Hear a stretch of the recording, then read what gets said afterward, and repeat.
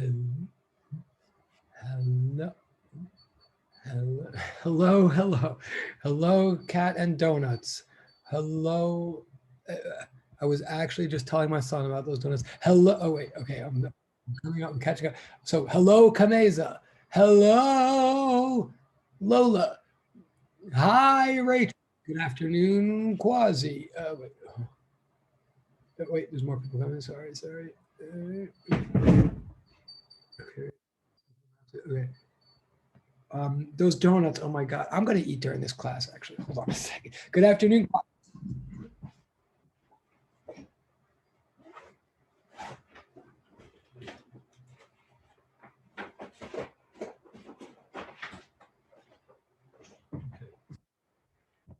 Could it possibly be that this is the first time it's occurring to me that, at least with Zoom, oh, hello, Gabriel. Hi, Skyla. Um, hello, Michaela. I'm fine, thank you. How are you? Hello, and because thank you. I appreciate it. I always stutter it over it. I know, which is even worse in a way, but thank you, Gabriel. And hi, Kellyanna. And also back to Michaela. I don't know that I'm saying that right, Ms. Hutchinson. Am I? And I'm also fine. Thank you. What, Michaela, am I saying it right? Yeah, you're saying it right. It's Michaela. Okay, thank you. And it's kind of outrageous that I would ask like 3/4 of the way into the semester, but okay, thank you. Good. Oh, wait, people are here.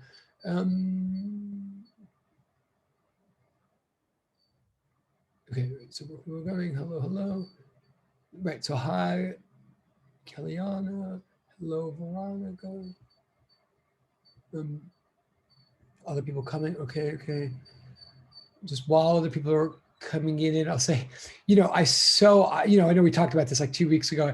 I so do, of course, want to get back to the real world if we ever do, or to my real classroom or my real office or my real lab or whatever. But I'm starting to think about, is there anything I would ever miss if I ever went back to the real world? Two things I would miss from all these Zoom classes. One, that you're allowed to eat during lab, like that's cool. Because one weird thing you might be surprised to know, one rule, Walters and I actually, in the real world, as much as we are loose about a lot of rules, we really do enforce the no food in lab rule. In there, like even in physics, we cannot. So it's nice that we can at least eat food in lab here. The other thing I'm going to miss, and I hope someone can invent this by the time we go back, it would be awesome whenever I would love it. The first day I'm back in my actual physical real class, it'd be so awesome if like 15 minutes before anybody came, if I were standing there in the room, but shrouded in this invisible nether portal, like nothingness thing. And then once you were all in and settled, I just like materialized in the way we do with Zoom. Like I will miss that about Zoom, that I can just like materialize into your world. It's so crazy. Anyway, whatever. So I'll miss that, but I still want to go back. Ha! Thank you. All right, good. I was hoping you would say that, or someone would say that. Good. And on those of you who are working on inventing time machines, also, which hopefully we'll get to talk about by the end of this class. I totally do want to talk about time travel. I'm a big believer. But if you ever do invent a time machine, there's someone. Thank you. I think I just let them in, but maybe not. This whole waiting room thing is crazy.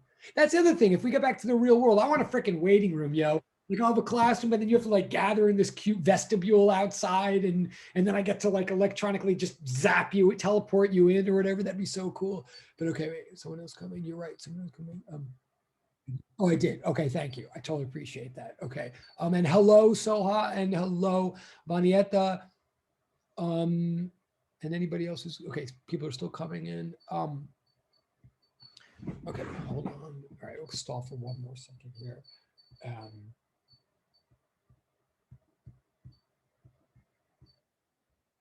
But like people do talk about inventing time machines and stuff like that, and like, oh, if I invented a time machine, I would like go see the dinosaurs, or I would go back to see like the Yankee game in the World Series of 19 or blah blah, or I go to the future and I would see like where everybody, I don't know even know what you're going to see in the future. But if I invented a time machine, the first thing I would do is I would use it.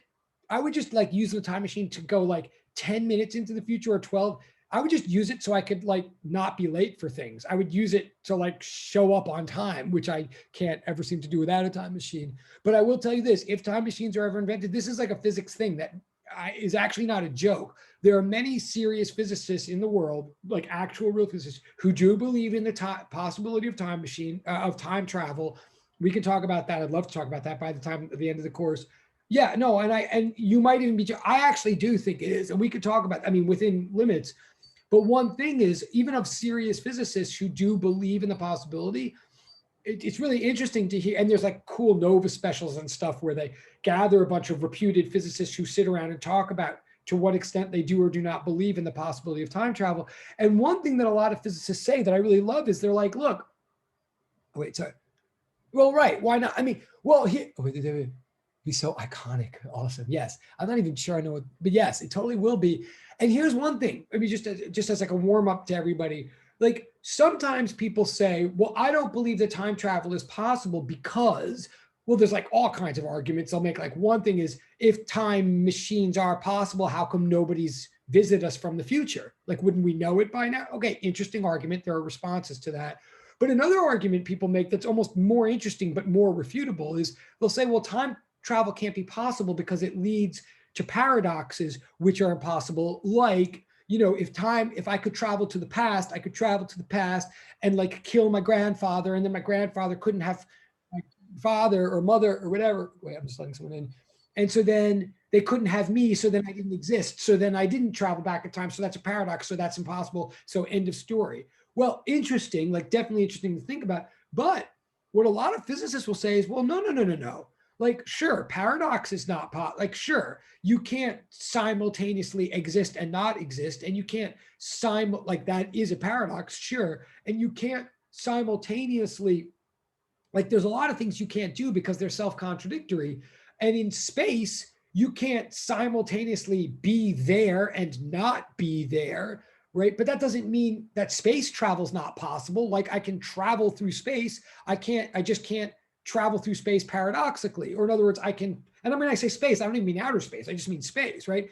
Like, I can move through space, even though there are certain motions that would contradict themselves and I can't do. So I can move left. I just can't move left and not move left at the same time, or in the same way. So many physicists say, well, same thing with time. Like, right, you can't go back in time and you can't go back in time and do something that means that you didn't do it, because that would be a contradiction. But that's because you can't contradict yourself. That's not the nature of time. That's the nature of contradiction. And which is a very good argument, I think. So then they go on to say, certain physicists say, so there would be limitations on time travel, just like there are on space travel. Like, I cannot spontaneously go up just because I feel like it. Like, there's a thing called gravity. Doesn't mean I can't move through space, but there's limitations in space. So one of the limitations in time that some physicists say we will one day have time machines, and you will be able to, again, I'm not saying this is just, you know, for chatter here, and I'm going to look in the chat in a second, but some physicists say, okay, one day we will build a time machine, and you will be able to step into that time machine and go to the future, and you'll be able to come back from the future and go back to that time machine. You might even be able to go in that time machine, go in the future, and then go to the past relative to that future, right? Like, so I could invent the time machine today, possibly. And if anybody who's just tuning in right now, I'm not saying this is true. I'm saying this is a possibility, according to some people. That perhaps someday I could invent a time machine, like today, on the today of that day, and I could get in that time machine and travel into the future 2 weeks. So I invent the time machine January 1st. I could get into the time machine January 1st, go into the future to January 15th, let's say, and then even get into my time machine that they built in the future there for January 15th. And I could come back to like January 7th or something like that. So I could perhaps travel forward and travel backwards, like due to these time machines. But what these people say is, but what you won't be able to do is go back to the past, to a past that's so far that it's behind when the time machine was first invented. Like, you could travel in front as freely as you want of the time machine, but you wouldn't be able to travel behind the time machine because there was no time machine then to travel out of, and that would be a contradiction. So it doesn't mean you couldn't do it. It just means it'd be a limitation, that you could only do traveling from in front of the time machine, not behind. And that, by the way, that would be one possible answer as to why, even if time machine and time travel is possible in the future, why we still haven't been visited by any future time travelers, because they can't get back this far because there's no time machine for them to step out of, in effect. I mean, it's like a more elaborate argument than that. But I think that's a great, I'm not saying any of this is definitely true, but I'm saying I love these kind of like that. It's a good argument as far as I'm, okay, I'm going to look in the, oh yeah, the Bermuda Triangle thing, right? Okay, wait, I'm going to look in the chat. Hold on. Why not? You know, I think it is possible. I'm also really fascinated with the Bermuda. Yeah, like that, right. Those are also a different topic, but yes, like, yeah, and I want to, well, no, I'll keep reading. Hold on a second. Well, I do want to say this, you know, you might think I don't know what you think. I want to say, I'm a scientist. I believe in science, right? I believe in physics. But if there's one thing that I've had a religious upbringing, which don't confuse the look with it, but it is a fact that I have. So I'm influenced by religion and I'm influenced by science. And I also don't see any contradiction. In fact, the older I get, the more they just seem the same to me. But from both of those sources, religion and science, if there's one thing I've learned in my life is things are rarely what they seem to be. There is always more than what meets the eye, and we always don't know what we don't know. Like, that's the beauty of science. That's a fascination. So definitely, I believe I'm open to all kinds of weird things that might seem mystical. I don't think if they contradict science, okay, then I have to do. But things that we don't know yet, I'm open to all kinds of weird things, but particularly when it comes to space and time. Okay, wait, but I'm going to keep reading here. Oh my God. Sorry. Okay. What Veronica wrote, I don't mean to say, oh my God, but that is so funny that you say we already in a time machine by looking at the sky and stars. I don't mean to overreact, but what Veronica just wrote there, that we already are in a time machine by looking at skies and stars, that is such a good point. In fact, literally the final exam in this class, at least last semester, I think, or definitely the semester before, but maybe both, that very issue was very much part of the final exam in this class. So what you just did was give me a way that I can keep talking about this a little bit and actually start relating it back to your actual curriculum. That issue, and I don't know if you know what she's talking about, but she's right. What Veronica, I mean, whether you call it a time machine or not is like an interpretation. But what Veronica's talking about, I will address in a couple minutes. Maybe I might even read you something directly about that, because it was, yeah. Remember, the end of this course is the expanding universe. Like, the goal of this course is to explain why we believe the universe is expanding. And yeah, like the short version of what she's saying is it takes time. Well, wait, okay, I won't say that, but yes, good point, Veronica. I'm going to get back to that. Thank you. That's awesome. Now, okay. Okay. Right. No, right. And like sort of Kat said this in a way before, but what Gabriel's saying, like, let's keep an open mind. Right. Now, there are some, like, the fact of the matter is space, this goes back to our unthingy thing sheet and all that. Remember, what it appears on the macroscopic level, and I'm still looking at the chat, but I'm just responding one by one. And if you, again, I got to be careful today because we haven't like done like literal physics in a while. I mean, we haven't like really engaged with the actual curricular material in a couple of weeks. So I don't want to like spend 2.5 hours but I'm perfectly happy to, if we can sort of do the material in kind of this roundabout discussion way, I'm very good with that. So I'm going to be careful, but yeah, like, so I'm going to say to Gabriel's point, remember macroscopically, hold on, let me just, I'll start writing some of this stuff down to really make it more of a class, but, and I'll explain what that Callan's thing is in a second. That'll help us too. But on Gabriel's thing, like, remember, and this is part of this class, and I think technically we do put this on the final exam. So stop me if these words are not familiar, or if you want a refresher, or if you want me to write it down. But we sort of noted two things at one point in this class, either on the unthingy thing sheet or earlier. Space appears to be homogeneous. Wait, have I said this in this class about homogeneous and isotropic, homogeneity and isotropy? I don't want to skip the chat, but if someone, Yes. Okay. Thank you. Great. Skyla. Thank you. I totally appreciate that. Rings a bell. Fair enough. Okay. Okay. So I'll say, okay, fair enough. Sounds good. That's as good. Hey, you're doing better than other classes. If you even remember, if you even think my name sounds familiar, you're probably paying more attention than other classes. So thank you. Space is homogeneous, meaning. Okay. Okay. Let me back up because this is important. This. All right. I'm going to write this down so it becomes part of the class. Okay. Even if we've already written it down. Hold on. This is a way we can casually talk without. So hold on.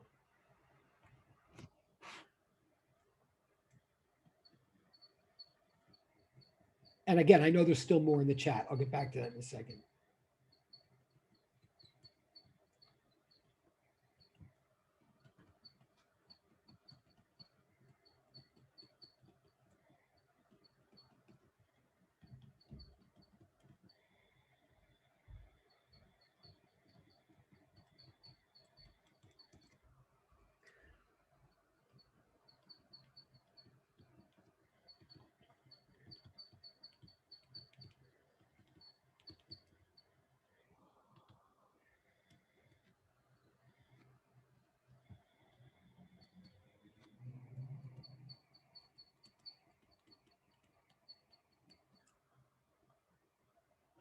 Okay, so what I'm about to remind you of or write down is, oh, I guess actually I have covered most of the things in the chat. That's good.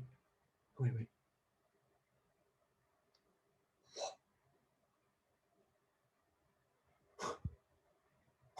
Okay. Wait, what? Wait a minute. All right, I am reading the chat now. Oh my God.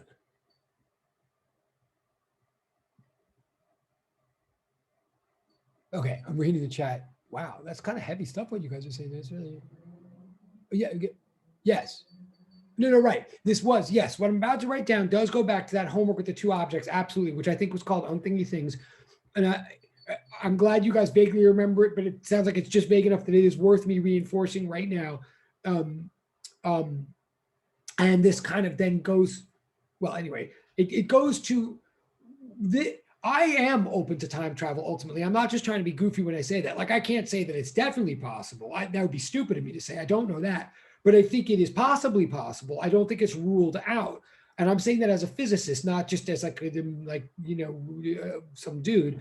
But in order for me to even say that, I better first address like why anybody would think it's not possible in the first place. Like, what about it even seems difficult or problematic? So the answer of why it would even seem problematic comes to this, that, okay, symmetry means sameness. One thing that we notice about space and time is that each of them has a very, very deep set of different ways in which each of them exhibits a great deal of sameness unto itself, right? Like it's hard to, we all kind of know what space and time are, but we also all know we don't literally fully know what space and time are. In fact, that's the pursuit of physics, to really find out really what they are. And the simpler something is, or the simpler something seems, the harder it is to analyze, right? Because analyze means to break apart into its constituent parts. So just as a side note, remember, and I'm not going to do this right now because I don't get too sidetracked, but like, I mean, there's a big, I mean, the opposite of simple is complex. The opposite of easy is hard. Simple and hard are not the antonyms, or whatever, the whatevers. Like something can be simple without it being easy, and vice versa. Right. And the opposite of big is small. That is definitely true. And I know I just missed a different chat. But so for example, if a unicorn is kind of a complex thing, it's made of many parts. If I ask everybody in the class, what's a unicorn? I'm not going to, if I ask you what a unicorn is, traditionally the kind of response I tend to get from people is, well, it's like a horse. It's like an imaginary horse with a horn on top of its head. All right, yeah, it's a one-corned animal. I like that. Okay, so, wait, corned or horned? Corned? Well, horned. Okay. Whoa, now easy. Okay, whoa. Okay. Things are going nuts over here. But yeah, like if I say what's a unicorn, even if you don't believe it exists, it's still pretty easy to find. It's like a one-horned animal, or some people would say it's an imaginary one-horned animal, or it's an imaginary horse with a horn on its head, or it's a real horse with an imaginary horn, whatever. It's a horse with a horn on top of its head, right? That's a unicorn. But then if I say, what's a horn? That's a lot harder to answer, right? I'll get all kinds of answers about that. Like I don't even know how to go about saying what a horn is. Some of you, if I ask what a horn is, you might start defining it mathematically. Well, it's like a cone, with a radius that shrinks as it goes. Some of you might say, well, it's a narwhal. Wait, what? I forgot isn't a narwhal like a wait? What is a narwhal? Oh, I'm not even sure. Well, yeah. But so some of you will give me like more animal oriented responses, or some of you might even. Oh, okay, okay. Oh, okay, okay. Right, but I'm asking now. So if but not to get too digressed, but now someone's entering. Sorry. Okay, so if I say what is a unicorn, I very commonly I get very similar responses: horse, horn, imaginary. Like those components tend to come up in the definition. If I then ask what's a horn, now even though you in a way you have to know what a horn is even to know what a unicorn is, right? Still, to define what a horn is, I'm going to get definitions all over the map here. And I've in the past, if I've asked what a horn is, some people that really do know their biology, like Walters, but not like me, will or some people will say a cone, but some people will start saying like, oh, it's cartilage that is fragmented in the hooty meiosis, mitosis, interphase, prophase, metaphase, anaphase, telophase, some like bio stuff that I don't, right? Like I don't know what a horn of an animal really or is. And people will, what I'm trying to say is it's a lot easier to define a unicorn than it is to define a horn because a horn is much simpler and a unicorn is much more complex. A unicorn is made of parts. So to define it or to analyze it, you break it down into its parts. But then once you get to the parts, it's a lot harder to deal because what do you break them down into? They're already broken down. This is why physics can be super, super simple, but often not easy because in physics, we're not breaking complex systems down into parts. We're looking at the parts like space and time, which are super simple things. Like everybody knows space, time, but they're so simple. Like, how do you even get your mind around them? Like, this is the challenge of physics. So, one thing that we know about space and time is that whatever space is, like, I don't quite know, but I know it's like the same everywhere. Like space is the gap between things over here, it's the gap between things over there, and this gap is just like that gap. Like there's like a sameness to space, and there's like samenesses to time. But I can go further than that. There's ways in which space is the same unto itself. There's more than one way in which space is the same unto itself. The first way, so I'm going to look at the symmetry properties of space, or I'm going to remind you, like space, space.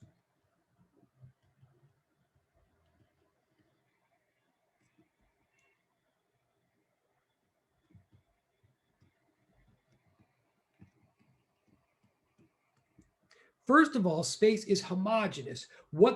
That's like milk is homogenized. It's milk is not automatically when it comes out of a cow, it's not homogeneous. But then not we, but somebody in a factory or a farm homogenizes the milk, meaning they make it homogeneous. Which what they mean by that in the case of milk is that, and they're hoping to convince you of that whether you're pouring the beginning of the milk or the end of the milk at the bottom of the carton, whether you're getting your milk from the top of the bottom of the carton, you're not going to get extra bits of fat or something like that, or curdle or curds and whey or whatever.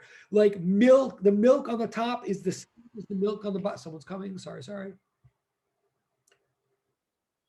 Oh, I just realized why some people are coming in late today. Okay. We're going to address that in a couple of minutes in a non-shaming way. But those of you who are totally on time, good move. And noted. In fact, I meant to make a note of this before we got too rolling. Hang on one second here. Not to be weird, but this is a bit of a special day in this regard. And there's a little speech I have to give you that I meant to give right at the beginning. Just hang on one second.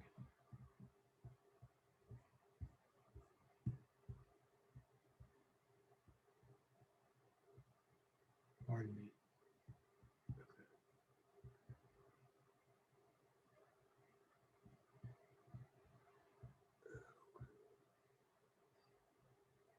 Okay. Okay. Okay. I'll address that in a second. But if anybody like wrote me a note or something, I'm seeing the note. I get it. I get it. But we'll address all this in a second. But okay.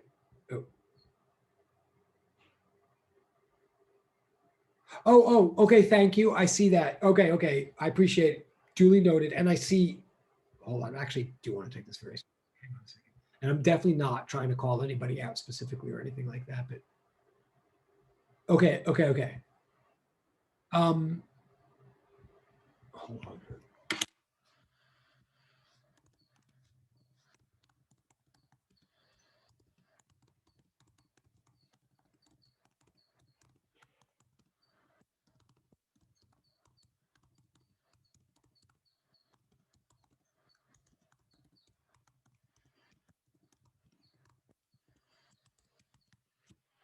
Okay. Just back to the milk for a second, or back to the space. Like to say so specifically, what homogeneous to say that space is homogeneous is to say that it's like a good carton of milk. But what does that really specifically mean in physics? It means, and again, even if you've written this down before, please write it down again now, because this is a really powerful idea and it justifies the class time and all that. So what homogeneous, and this will come up in your later science life in other ways too, but so what homogeneous really means is uh,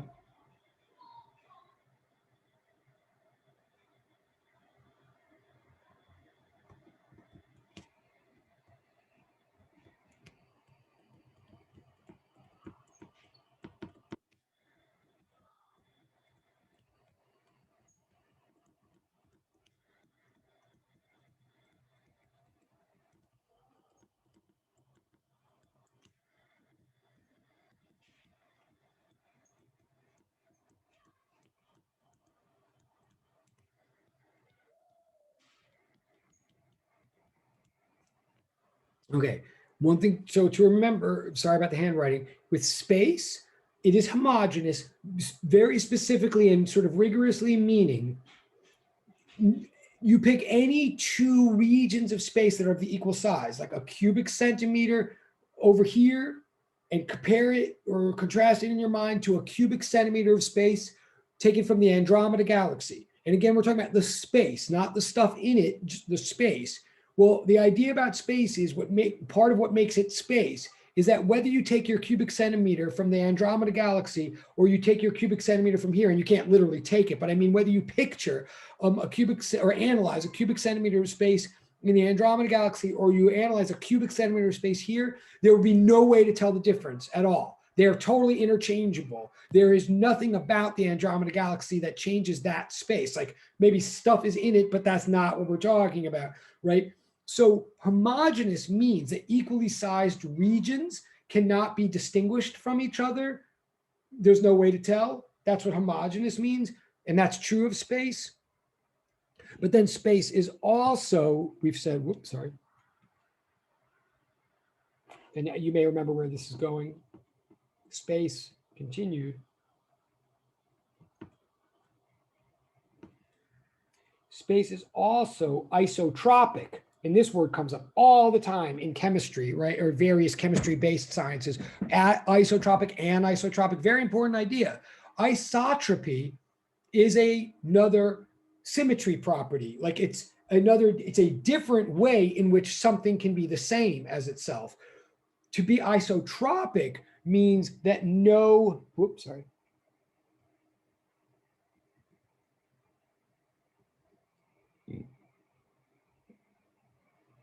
Um,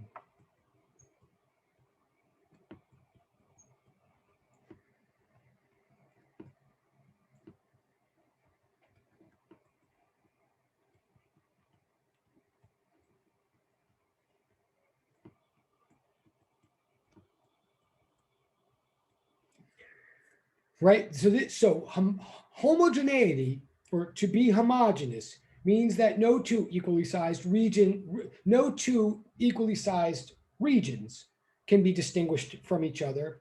Isotropy, or to be isotropic, means that no two directions can be distinguished from each other. That's a different kind of sameness, right? And what you may recall is that, at least on the macroscopic apparent level, time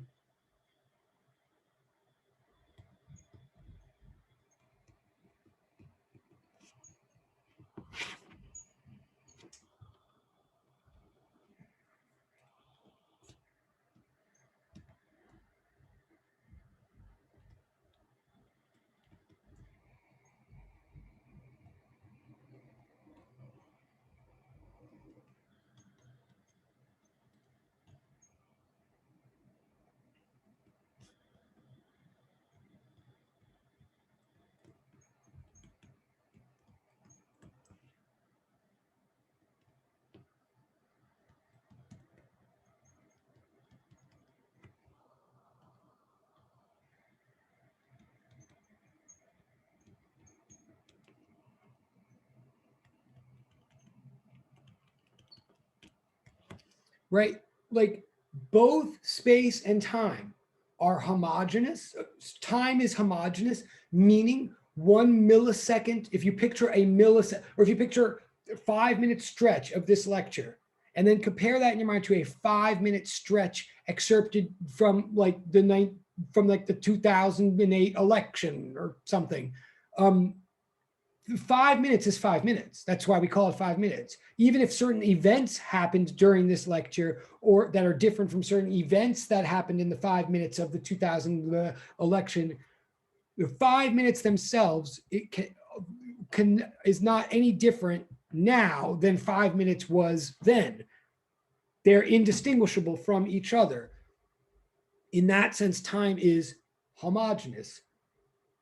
But all directions in time, at least evidently, do seem to be distinguishable. Like there's a big difference, it seems, between forward and backward in time, as in just without us doing anything, time seems always to be moving forward and it does not seem to be moving backward. Now, again, I don't really know what's going on below the surface. That's kind of like why we're being speculative and talking here. But macroscopically, it seems that in fact, if it weren't for this distinction, we would just automatically treat space and time as just a whole, we often do treat the whole world as one big coordinate grid with 3 axes for space and 1 for time. Like we often do that in physics, but we don't always do it. And we don't do it like when you're in 7th grade or something, because on the face of it, it doesn't seem fair. Like time does have this property that's like always automatically moving forward, it seems. Space does not automatically like do anything. And the proper way to say that is both space and time they're both homogeneous, but only one of them is isotropic, or only one of them seems to be isotropic. Hence why there's even a question as to the possibility of time travel or not. Now, again, so there's a reason. So it's not just a pure like, why not? What the hell? Anything's possible. Like there's some good reason to doubt. There's some good reason to wonder, but it doesn't mean case closed is part of what I'm saying here. I'm going to pause for, so I don't know if that, so that's partly addressing stuff. And okay, I'm going to pause for 1 second. I still want to stay on this topic in a weird way for a second. I just want to pause for a second and say now, hold on, let me just check one more thing I'm saying.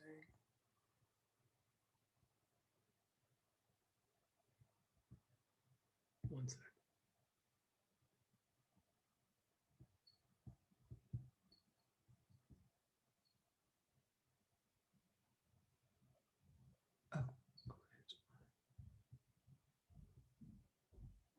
Oh, yes. Let me say. No, I think I can say this with total confidence now. Hold on.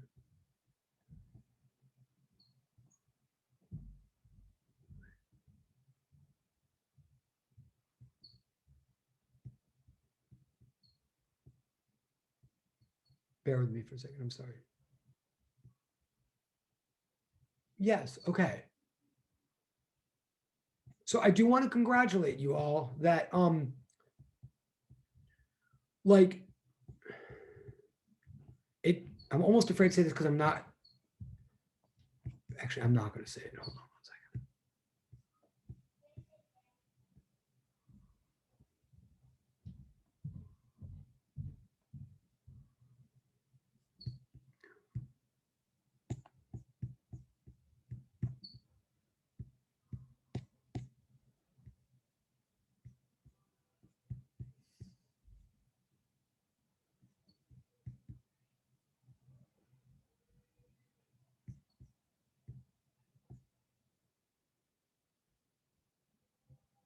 Okay, thank you. I see that, Quasi. Thank you. I appreciate it.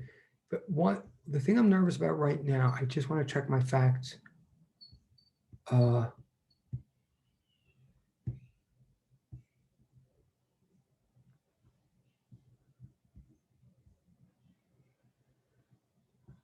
Okay. If you are in the room right now,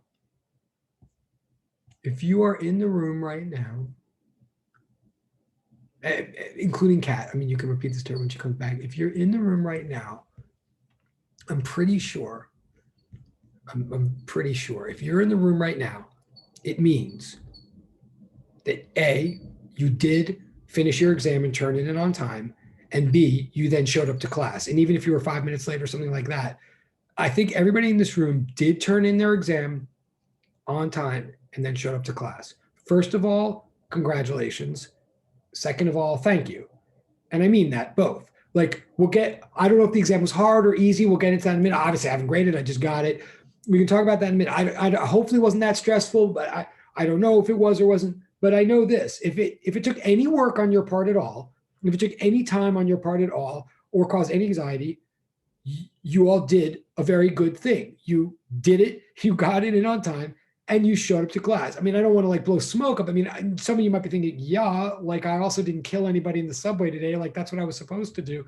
But, we all hear about it enough when we do things that are wrong. Let's just pause for a second. Even if you're the type of person that always does things right or takes it for granted that there's no option but to do things right, you did something right. Let's be commended. And I appreciate that. And especially with an exam that has this many loose rules, or with two professors that are very loose about a lot of things. And especially because there was confusion about the exam. Like I know we went back and forth. Are we postponing it or not? And then you had like there was, okay. There was certainly some confused, or even some of you could have like played off that confusion and gotten, and by the way, and I promised you bonus points, and that's still going to happen. I haven't forgotten. But I just want to say, oh, and you got the thing late. Like there was many ways in which any of you could have either been too anxious or pulled some angle. And yet in the end of the day, you all did the exam. You got it. No, I totally understand. I was told. Thank you. I mean, it's all good. To direct message person. Totally understand. But like all of you, so far as I can tell, finished the exam, turned it in on time, and showed up to class. Given that so many things were loose and confusing during the time, the fact that you all knew the ultimate boundary and the ultimate, like where the rubber hits the road, even with two seemingly nice guys or whatever, I do think that is worth a compliment in and of itself. Like, thank you, because sometimes it's easier said than done. Also, there was enough about this exam that might have seemed easy enough or whatever that it could be possible to leave it for the last minute. And then for some of you, it might all of a sudden have started getting freaky or annoying or something, and you got it in on time and you showed up to class. Noted, and thank you. And maybe easier said than done for many of us. So seriously, like, good job. That's number one, or number two, three, and four. Number two, I actually got a lot of, not too many, but I got a bunch of questions and stuff from you throughout the weekend, from different ones of you on text. I would say I probably got texts from at least 6 or 7 of you, and sometimes a couple people, like maybe more than once. But I got a bunch of texts sort of all weekend, and in fact, some of the early texts were pointing out ambiguities or errors in the exam, which then hopefully we corrected and clarified.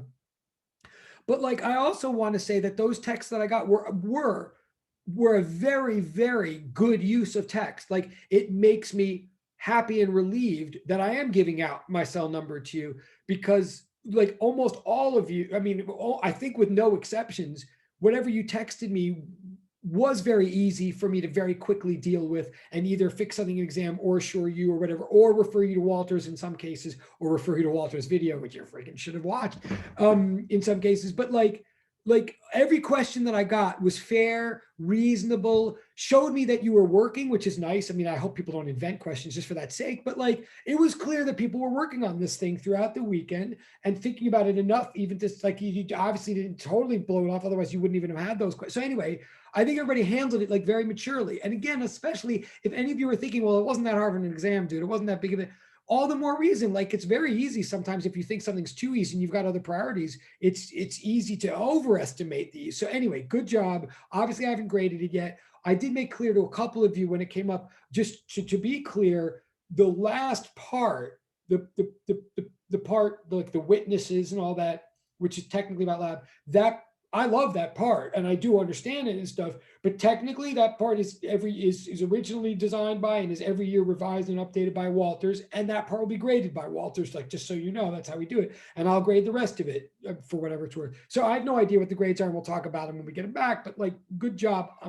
I think hopefully it seems like it was a well handled experience on your part. I hope it wasn't too negative experience. Right, that's that. Back to this time thing. I do want to get back to the material. Just remind me one quick thing. The very last thing you ever did in lab with Walters, like besides the review, was something about waves. Yes. Like, did you do the lab with like 3 weeks ago or before break or whatever? Could someone tell me what the last lab you did with Walters was? Or the last motion or whatever? Okay. Oh, wait, this got up. Okay. Okay. Oh. Oh, wait. Oh, yeah. This is helpful. Hold on. I want to stay on this for a second. Okay. Thank you, Kat. And let me. Oh. Okay. So you've had one. Is this correct? Am I understanding? This is perfect. If it's true, I'm thrilled. I just want to make sure I'm understanding it right. You've had one Walters day that had anything to do with waves. Like, if I'm understanding correctly, you did not have two. You've had one, and it was a discussion-y board meeting-y. It was a discussion-y. Like, you have not literally done a lab on waves. Then you've had a discussion of waves, and that was your one introduction to waves so far with Walters. Do I have that right?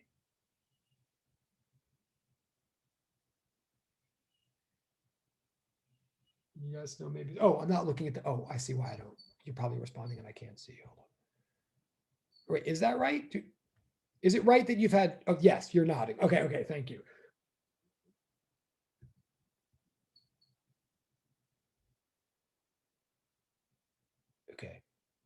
Okay. So I want to get to that, but that's great because if that's the case, that means we're not in a panic here. So I'm going to pause for a second and read something. This goes back to the thing, and I'm going to read something that we will come back to as we're going to start progressing through waves now. Okay, and the idea of waves is we're going to first talk about water waves and stuff. Like, you're going to tell me more what you've talked about with Walters, but we're getting into waves now. It really is the center of the course. Like, all this harmonic oscillation stuff was really preparation to build waves. In other words, to build unthingy things, which is what this course ultimately is about. Ultimately, so we're going to talk about waves in the case of water or on a string or whatever. Then we, from there, extrapolate to sound waves, and then the ultimate sort of punchline of all this, where we're really all trying to get, is light waves, especially as in the light waves that say come from stars to us, and the light waves that we use to realize that the universe is expanding. Like that, like that's where like the course is going. So since Veronica actually already and other people kind of just anticipated that with a comment in the chat about starlight and time machines and stuff, I think it'd be appropriate to. I want to read. Oops, sorry. I want to read something if I could find it quickly about that. So if you saw, so somewhere in there, Veronica said something like, "We kind of already live in a time machine." If you think about starlight. So if I can quickly find this, I would like to read you something about that. I haven't looked at it in a long, long time, but I think I have it here.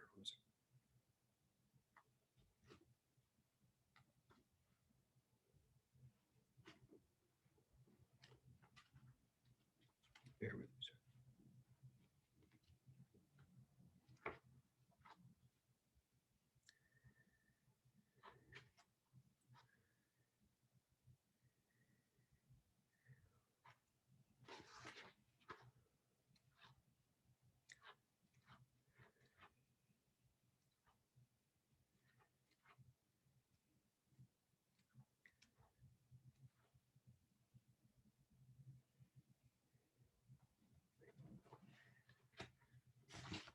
Sorry, sir.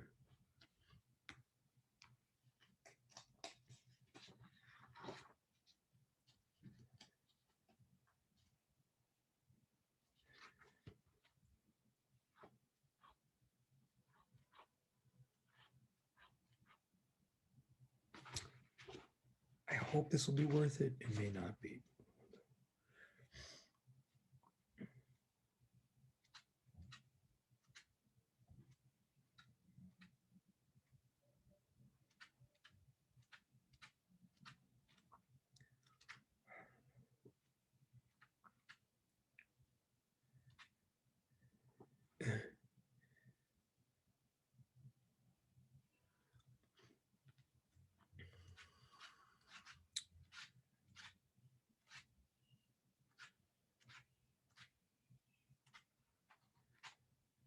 I'm looking through a book here that I used to know really well, but apparently I don't know it as well anymore. Kind of embarrassing.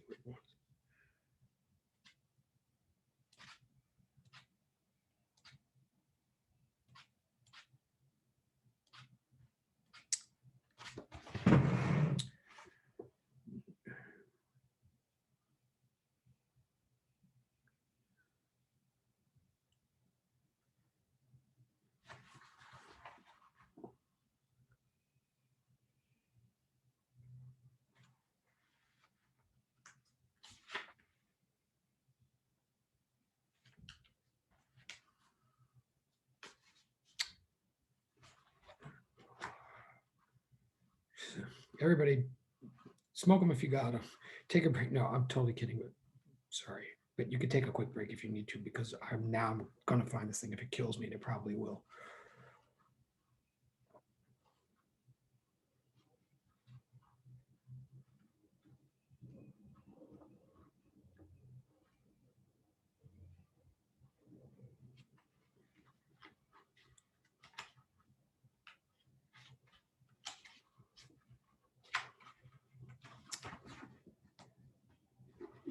How could this be?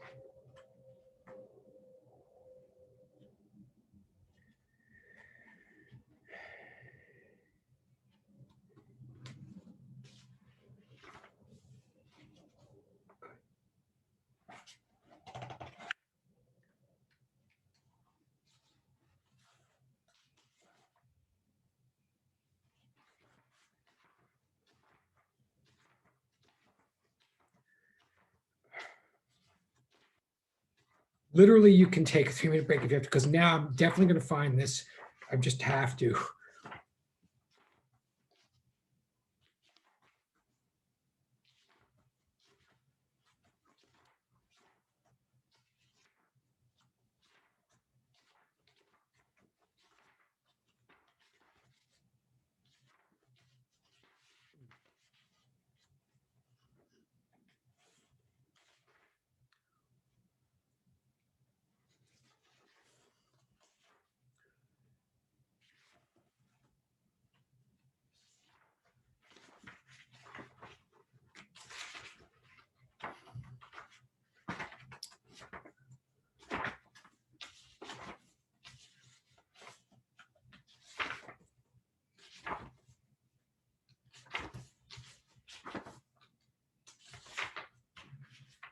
Okay.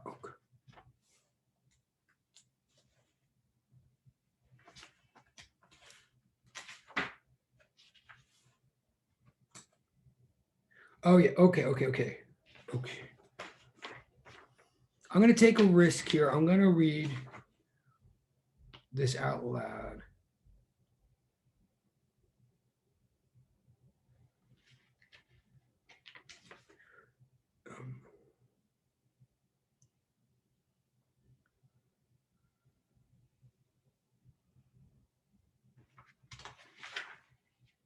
Okay, I'm going to read this, maybe a little. I think you'll like this. I don't usually read this to a class. I think this class may appreciate it.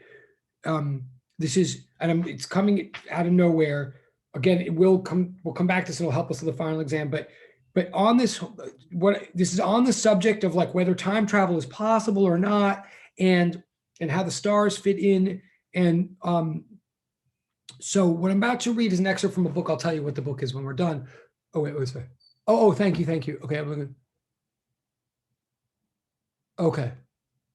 Oh, thank you. And I am going to look at that current lab document. Okay. But what I'm about to read now, and again, sorry for the delay, but it's an excerpt from a book. I'll explain the book afterwards. But It's an argument between two people in the book. Oh, thank you. I totally appreciate it. Okay, thank you. Okay, this is an argument. It's a fictional book, but it's an argument between two people in the book, one of whom is definitely resisting the idea that time travel would be possible. Like one of them is like, the past is gone. You cannot, like, it's gone. You can't go back to it. There's nothing to go back to. It was there, but now it's not. That's why it's the past, right? But the other person is trying to advocate that there might be more to it than that, that maybe you could go back to the past. Okay, that's the context. Um, um, so I'm going to read it. So they're in the middle of this argument at the point where I'm about to read, to try to make this as clear as I can. Well, I think you'll follow it. So the first person that's talking is the person that does not believe you could go back to the past. Like the past is fixed. End of story. And the other person is sort of trying to get him to see maybe there's more to it than that. Okay.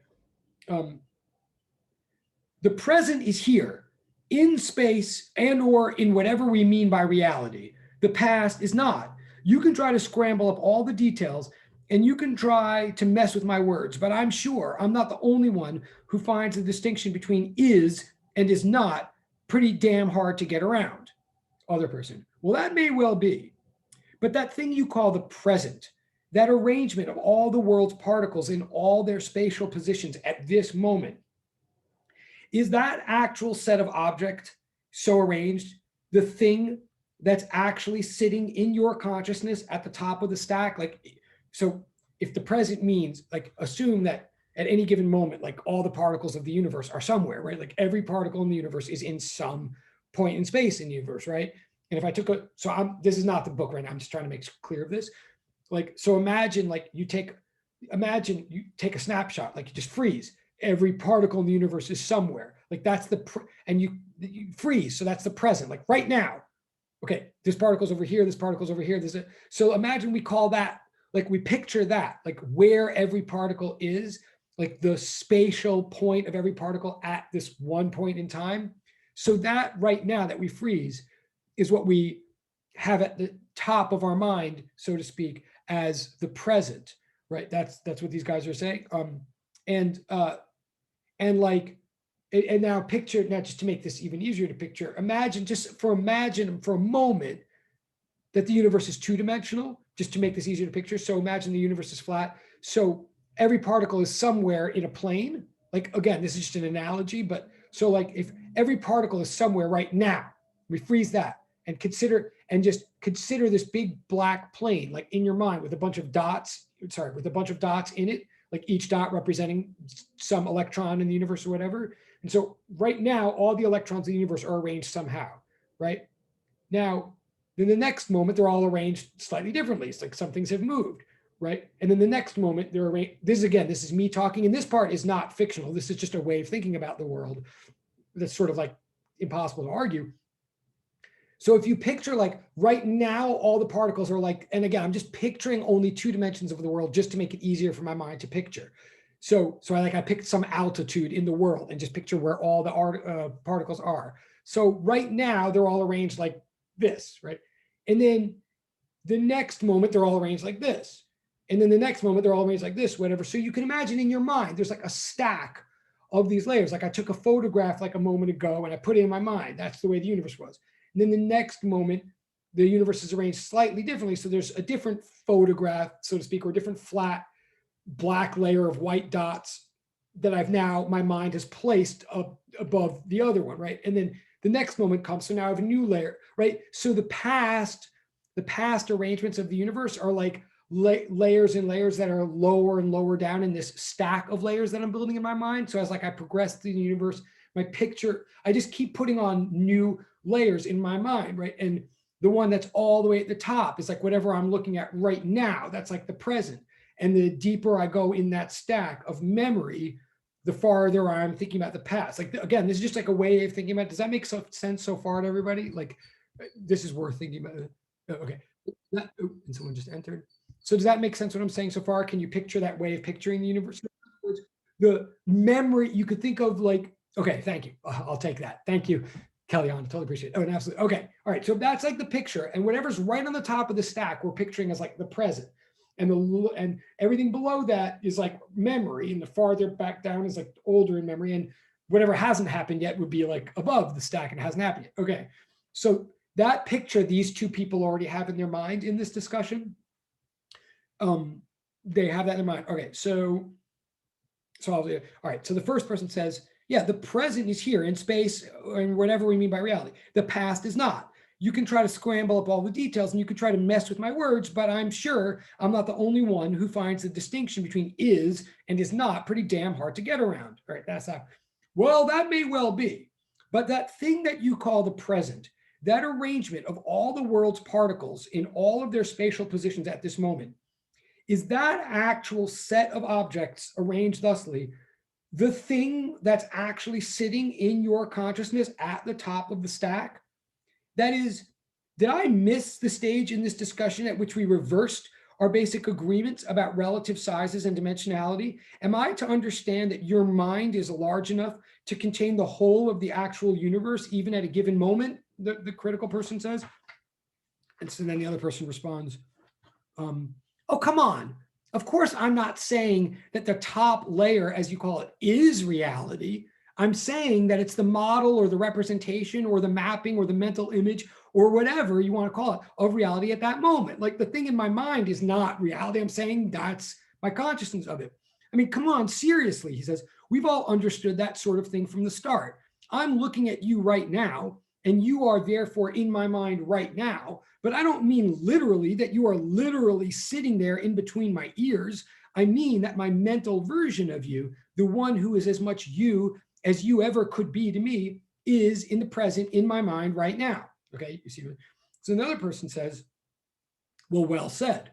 In other words, if the bottom layers of this consciousness stack are remembered arrangements, then the topmost layer is the one and only immediately perceived arrangement, right? So the top, so this person's saying, so that thing in the top of the stack of your brain, that is your immediate perception. Like that's not reality. That's not the present. That is your immediate perception of the present, right? He's saying, right? And, okay. And by the way, if you want me to repeat anything or you want me to explain, you can stop me in the middle of this, but it's just for fun, but I think it is kind of fun. So, sorry.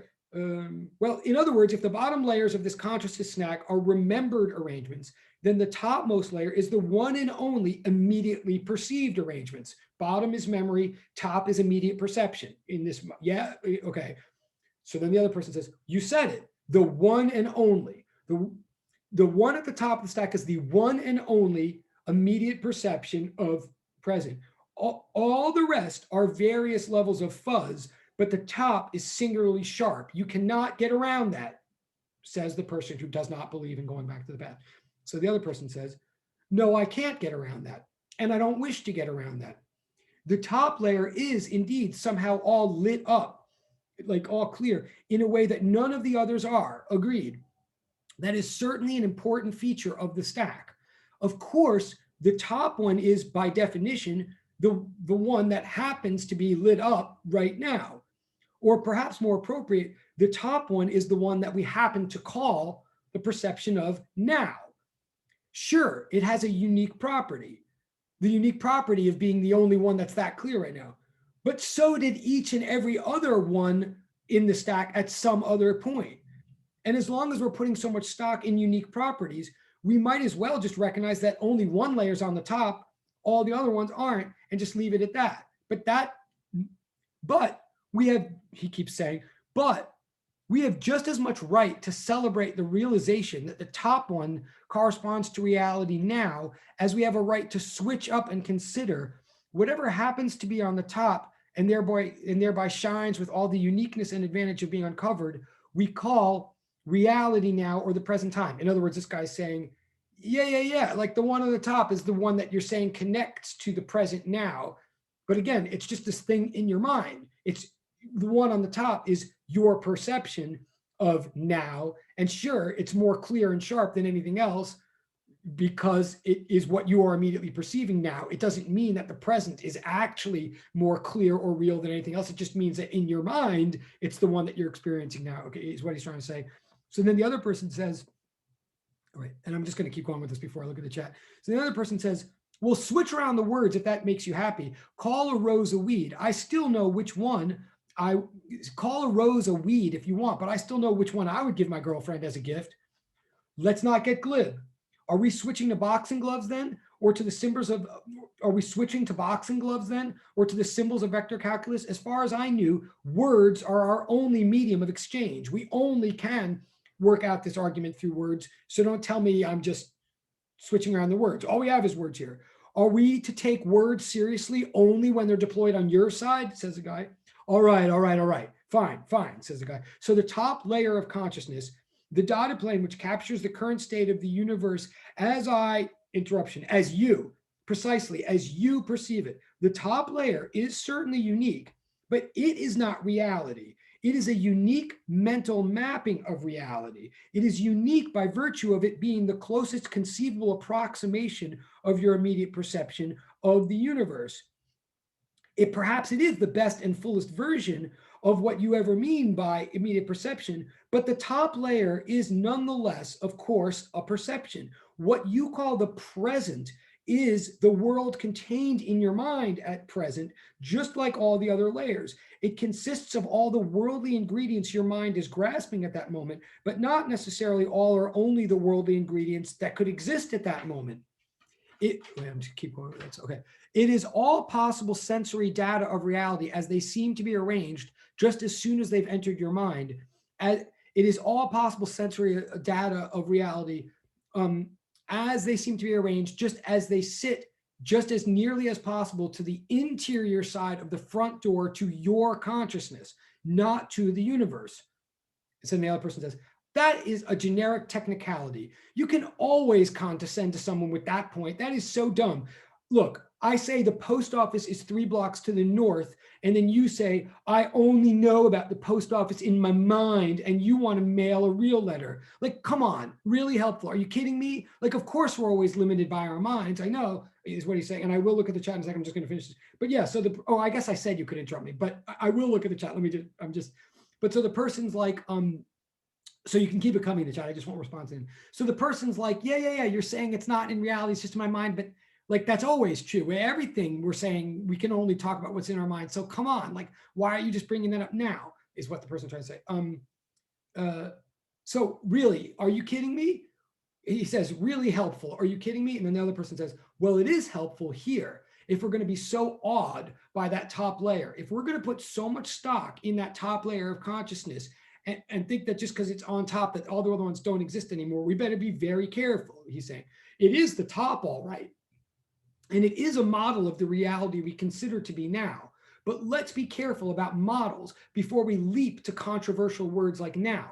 And now here we go with the Veronica, this is the Veronica thing coming. In your current sense of reality, for example, there exist stars that are located like 100 light years away from you right now, yes?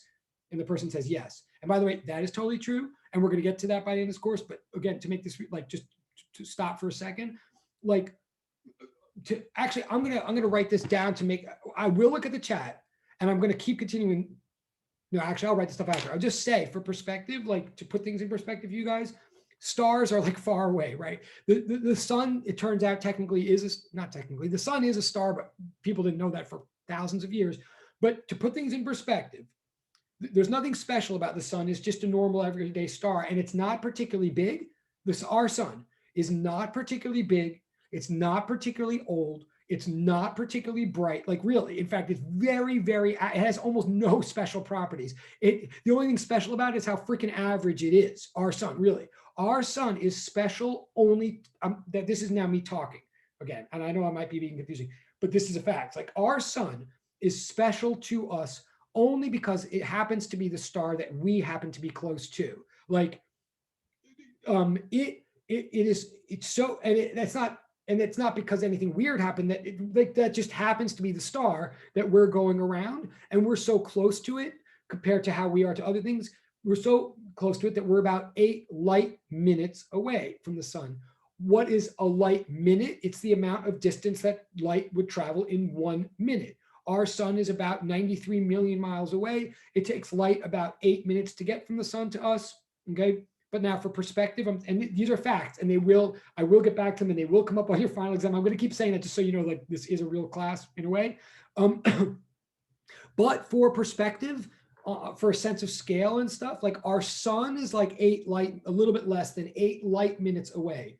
The next closest star, so that's the star we happen to be going around. And then there's all these other stars, as you know. Well, the next closest one is a little bit less than is Alpha Centauri. You can't see it from New York. You have to go to Australia or but it's the next closest one to our planet, and it is a little bit less than 4 light years away. That's the closest star, other than the sun. In other words, the closest starry star to us is about a little bit less than 4 light years away. In other words, a distance that would take light 4 years to travel. That's the closest star. Most stars are way farther away than that to us. In fact, the average separation between any two stars in our galaxy is about 4 light years.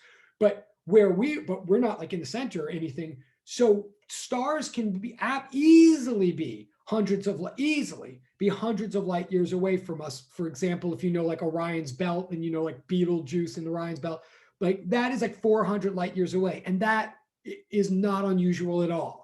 Okay, so and this is a fact. This is not interpretation like that. And again, we're going to get to that by the end of the course. But stars tend to be hundreds and hundreds of light years away, meaning that they are distances that are large enough that it takes light traveling at the speed of light, which we'll get to like what that's all about. But you know, light travels about 186,000 miles per second.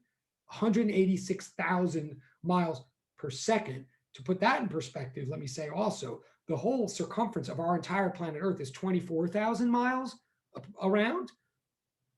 It is. I mean, around the Earth is like 20. So light doesn't tend to travel in curves. It travels in straight lines. But just to put it in perspective, if you like unwrapped the circumference of the Earth and just like made it into a straight line, light would travel the equivalent of our Earth's circumference, like 8 times, like more between 7 and 8. It's a coincidence that's the number 8 again. But light would go around our entire Earth 8 times before a second even elapses. If that makes, I'm not saying light travels in a curve, but I'm saying like, in other words, to get from any point on the surface of the Earth to any other point on Earth, if you shine light or you send anything that travels by light, such as an email or an instant message or a text or blah, blah, blah, like literally to any point you imagine from anywhere on Earth to another point, light goes so fast that it will take less than it'll take less than a 16th of a second to get there. I mean, a 16th, because like if you're more than halfway around the Earth, then you could go back the other way, if you know what I'm saying. So what I'm saying is light could go around the whole Earth like 8 times in a second. Most stars are so far away that it would take light hundreds of years, and does take, and there's no way around it, takes light like hundreds of years to get from any typical star to us. Okay, that's a fact. We'll learn more about it later, but that's a fact. And now this person is saying in here, and again, I'm sorry about the chat. I will look in the chat in a minute. But now, given that fact, this person is saying, okay, so in your current sense of reality, for example, there are stars located 100 light years away from you now, right? Yes? Yes. Yet, anyone with even the slightest exposure to physics or astronomy knows that whatever stars you believe to be 100 light years away could not possibly be making an impression on your immediate perception at all right now. They will not, and they cannot and will not for another 100 years, i.e. if they're 100 light years away, that means it takes the light 100 years to get here, which literally does mean that whatever's going on in that star right now, we don't know it for 100 years. This is part of what Veronica was alluding to before, and I know other people know it. I'm not saying she's the only one that understands this, but like that is true. That is absolutely true, that whatever's going on a star that's 100 light years away, we don't know for another 100 years, right? And that, so like literally it's true that if you see some star, if one night, if I were all with you all on the jaywalk or something, we looked up and I was like, oh guys, that's Orion's belt, that's Betelgeuse, oh, it's 400 light years away. Isn't it pretty? Look at it. Oh, look at that. We don't know what it looks like right now, is what this is saying. We know whatever we're looking at is what it looked like 400 years ago, because it took that long for the light to get to us. That is just true. That is a fact. I think it's a very weird fact. That's why I think it's cool that Veronica brought it up. Like, it's a mind-blowing fact, but it's a fact. It takes that long for the light. I mean, as much as anything is a fact. It takes 400 years for the light to get from the star to us. So even if you're looking at it and you're like, oh, I like how it's reddish. Well, what you're saying is I like how it was reddish 400 years ago. And by the way, for those of you who have not thought about this before or whatever, if you're wondering, wait, then are you saying that like if the star exploded 200 years ago, if the star exploded or like disappeared or moved to another part of the world or something, which is all of which is possible, and stars do die. I mean, they do. They all have finite lifespans. So if you're wondering, like, wait, so what if that star like died or disappeared 200 years ago? You're saying we would still see it right now and we wouldn't know for another 200 years? I'm saying absolutely correct. Yes. Like this, we could be looking at a star right now that literally does not exist, hasn't existed for 200 years. That is definitely true. Again, I think it's what Veronica was alluding to, and now it's what they're talking about right here. But yeah, whatever it means is up to you, but it's true. So this person says, yet anyone with even the slightest exposure to physics or astronomy knows that whatever stars that you believe to be 100 light years away could not possibly be making an impression on your immediate perception at all, and they won't for another 100 years. And of any stars which strike your immediate perception, and so of any stars that are striking your immediate perception right now, as to where they are sitting at whatever particular point in space, you can say very little. Like, in other words, whatever you're actually seeing right now doesn't tell you at all what's going on right now with that star. You have no idea. That's what he's saying. You can infer where they were 100 years in the past, but as to where they actually are right now, apparently a concern for which you will accept no substitute, you haven't the slightest ability to guess. They could be long gone from anywhere and everywhere as far as you know. So then the other person says, oh, come on. That whole faraway star thing is such a freaking cliche. Are we really going there? Like, come on. Look, as long as we recognize its truth, says the other guy, I don't need you to think that it's interesting or new. I don't care if it's a cliche, if it's true. Stars are simply sufficiently far away. And it's also not a special thing about stars, is what this guy's about to say. Stars just happen to be sufficiently far away to dramatize this relationship between distance in space and what you are calling time. If you don't know about something until light travels from it to you, then you know that your perception of it is delayed by precisely that interval. And what he's saying is it doesn't only apply to stars, it applies to everything in the world. It's really, really dramatic with stars. In other words, the farther away something is from you in space, the longer it takes for you to know about it in time. And you can see where this is going, I think, maybe. So, of course, you don't then decide that reality is being fooled or broken. You just adjust for the delay in your mental picture. When you say that you've accounted for where everything is now, you don't really mean that at all. You haven't accounted for where anything is now. You mean that right now you have accounted for everything, where everything was at a huge set of various times about which you know nothing. Times that you've inferred from places for which you are accounting. In other words, this guy's saying, so look, that means if you just take a snapshot of what the whole universe is like right now, and you consider that snapshot of where everything is right now, even if it was a perfect snapshot and it was all perfectly accurate, you would not at all know anything about right now. You would know about something in the past, and worse than that, this is me interpreting the book, but worse than that, it's worse. It's not just that you don't know about what's happening now, even though you think you're perceiving now.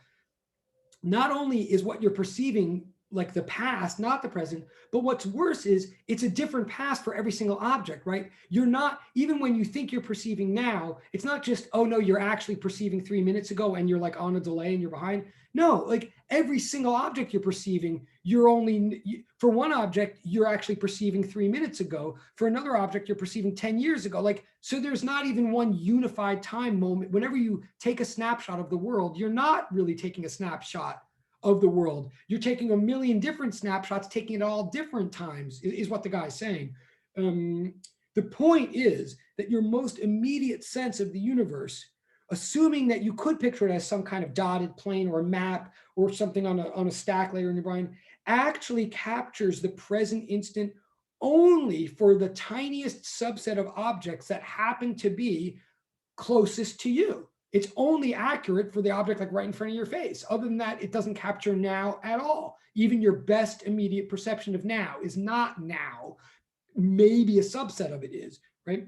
so I'm reading, every next circle or sphere of particles to which you ascribe a greater distance is in fact accurately characterized by its assigned distance only at some time, which is necessarily and definitively not now, but rather prior to now. Your mental model for the present can meaningfully characterize particles at points in, sorry, can meaningfully characterize particles by points in space that are at increasingly large distances from your here and now, only to the extent that such locations are assigned to points in time increasingly long ago from your here and now. Your most convincing candidate for reality now or for the present itself consists of an enormous series of decreasingly current and thereby decreasingly accurate time slices, even according to your own consciousness. The now layer is itself just like the memory stack. There's a small bit of it, perhaps, of first order reality approximation of the closest possible mental mapping to raw data without memory or analysis. But that tiny bit of your top layer is smothered by a whole bunch of inferences, recordings, analyses, and self-declarations. It's a stack of layers, all of which, every layer of which consists of what you tend to think of as gone and not really existent past. The top layer is immune to the pejorative past only at best within some tiny region at its center. So if past means no longer in reality, then I would say reality as it sits in your mind appears to be quite a puny scrap of real estate, to say the least. Like that's what the person is saying. Okay, end of that for a second. I want to say, oh, cool. Okay, so okay, that's just an excerpt. I'm just like let that sit for a second. I'm looking at the chat. Apparently, at least 2 of you understood what I was saying, or 3 of you. Wait, sorry. Oh yeah, no, totally. It's intriguing to think about people with brain. Yeah. I mean, I hear your point about the Alzheimer's and so forth. Yes. Okay. Oh, and I'm glad. Okay, wait. So I like that the fact that you like the book. That's cool. Thank you, Veronica. Thank you, Kellyanna. Thank you, Kat, and anybody else. If you first and foremost, if you said you liked it, first of all, I'm going to say I guess that means you understood at least what I was, which is cool because I know it's also very thick and hard to read out loud and stuff. So I'm glad. So you followed it. It sounds like, and this is okay. I'll tell you what the book is in a second. I will. Wait, hold on a second. Sorry. Oh. For Vanilla. Right. And if you if you don't like one of the characters, all the better. I mean, that means presumably you have I think you're not supposed to like one of the characters actually. So great. But even if you were, but like if you don't like it, that means you have a feeling, which means you're following it and you're invested. So all the better. Good. And I will. Oh, cool. Really? Okay. I'll tell you what the book is in a second. I really will. I'm glad. And if you want to, and I'll tell you more about it. And there's a reason I'm not telling you yet. I will tell you, but I'm glad you like it. And again, I haven't read this.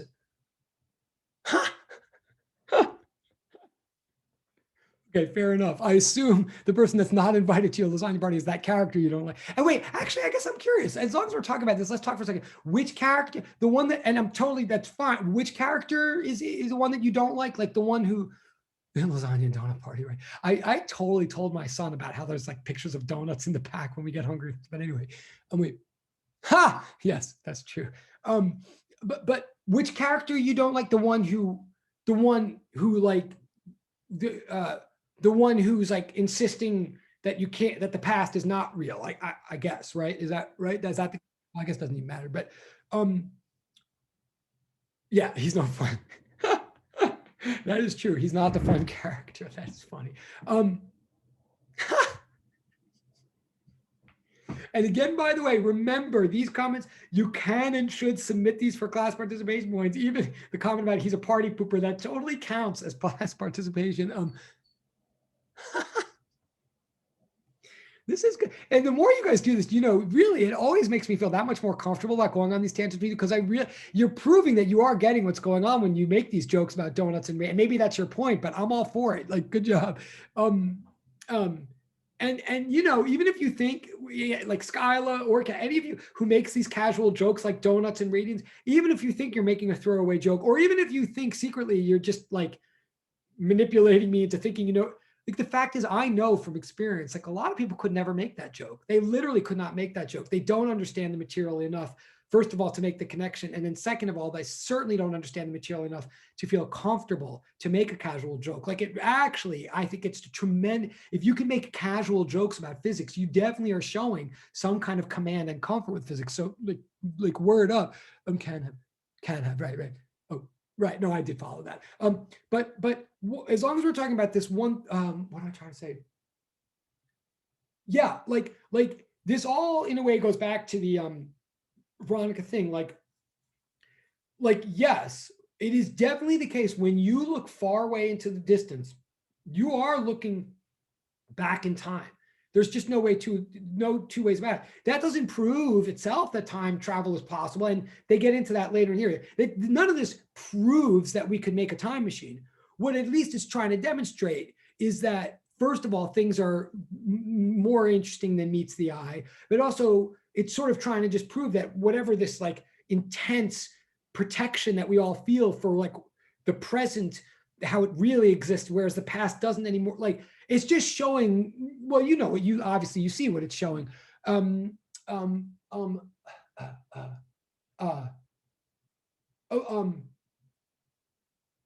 and I'll even say, as long as we're, and I will tell you what the book is and all that. And I'm glad you find it interesting. It's pretty clear that you are following it, even though it gets clunky. I will even say on one of our final exams, once we took this premise, we put it on the final exam, and then we pushed it a bit further and asked them, and maybe this will be on your final exam too. We even raised the question once, wait, if you buy this, if you see where we're going, like the farther out you look in space, the more far back in time you're looking. And actually, let me pause on that again, because I know I can see you all get it.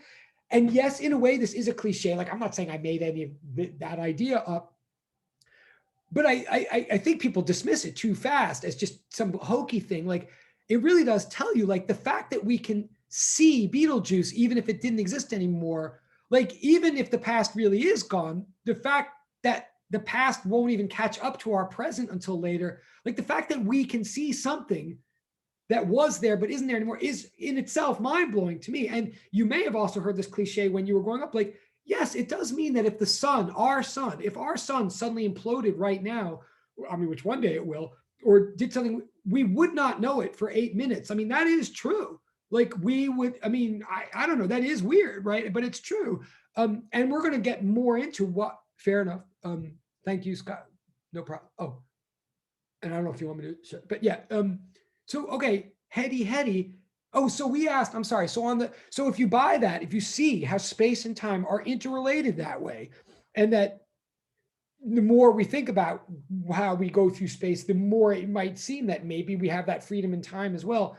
Well, it raises a really weird question, which I remember the first time Walters and I ever talked about this, even though we both knew it anyway, the first time early on in our shared career, the first time Walters and I talked about the following thing, we got ourselves into a very confusing, exciting space. Like, telescopes like look into outer space, like duh. And we make, the first telescope was Galileo. Well, among the first telescopes were Galileo's, and it could magnify from like 4 to 10 times. So, Galileo could see things that were, he could see things that people didn't see before, like the moons of Jupiter and phases of Venus and stuff like that. But then we make better and better telescopes, right? So we can see farther and farther than Galileo did. And every year there's a better and better telescope. So we see farther and farther out in space. And according to what we're saying here, that means we're seeing farther and farther and back in time, right? It just does. Like we're seeing stars now that we can see stars that are millions of light years away, which means we can see stars as they existed millions of light years ago, even if they might not exist now. But now if you take this logic to its extreme, like telescopes are getting better and better. And there's no obvious or like physics law limit on how good a telescope can be. So you might see where I'm going with this, but it turns out telescopes are getting so good, we can see like they can see like billions now of light years out in space. But we all think that we physicists tend to approximate or believe that the whole Big Bang, the beginning of the universe, which is where this course is going, was approximately 4.3 billion years ago. We don't know exactly, but it's in a range around 4.3 billion years ago. And our telescopes are starting to be able to see billions and billions of light years away. So does this mean, and many people believe it does, we're on the brink of inventing or having access to telescopes that can see all the way to the Big Bang? Like what? Like, you follow me? Like, and now, right, that's insane, but that's true. Like, we don't have one yet, but it's just a matter of technology. There's no law that says we can't have one. We're getting darn close technologically or socially to getting telescopes that can see as far back as the beginning of the universe. Like, what? Right. Like, I mean, even as I say it, I don't even know what I'm saying. Like, even as I'm saying it, I'm thinking in my mind, like, I'm leaving something out. Don't corrupt these kids. Like, it's like Socrates, I'm going to get arrested. But no, like, how? And there's wrinkles. I'm not saying it's definitely going to happen, but there's no, bringing it back to what you guys were saying before, there's no obvious reason I can think of why it can't happen. And definitely you can just Google right now. There's tons of people talking about that. Real people, not fringe people, right? Like what?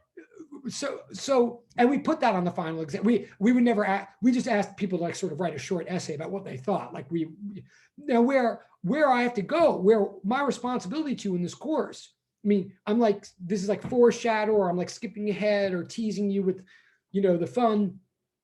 But how are we going to get there? Like, how in this course are we even going to get to analyzing the Big Bang or the expanding? Well, what we have to start, what the goal of the final goal of the course is to really, this all hinges on the speed of light, right? And it hinges on the fact that we put such stock in, we really rely on this number. We say light travels at this speed, and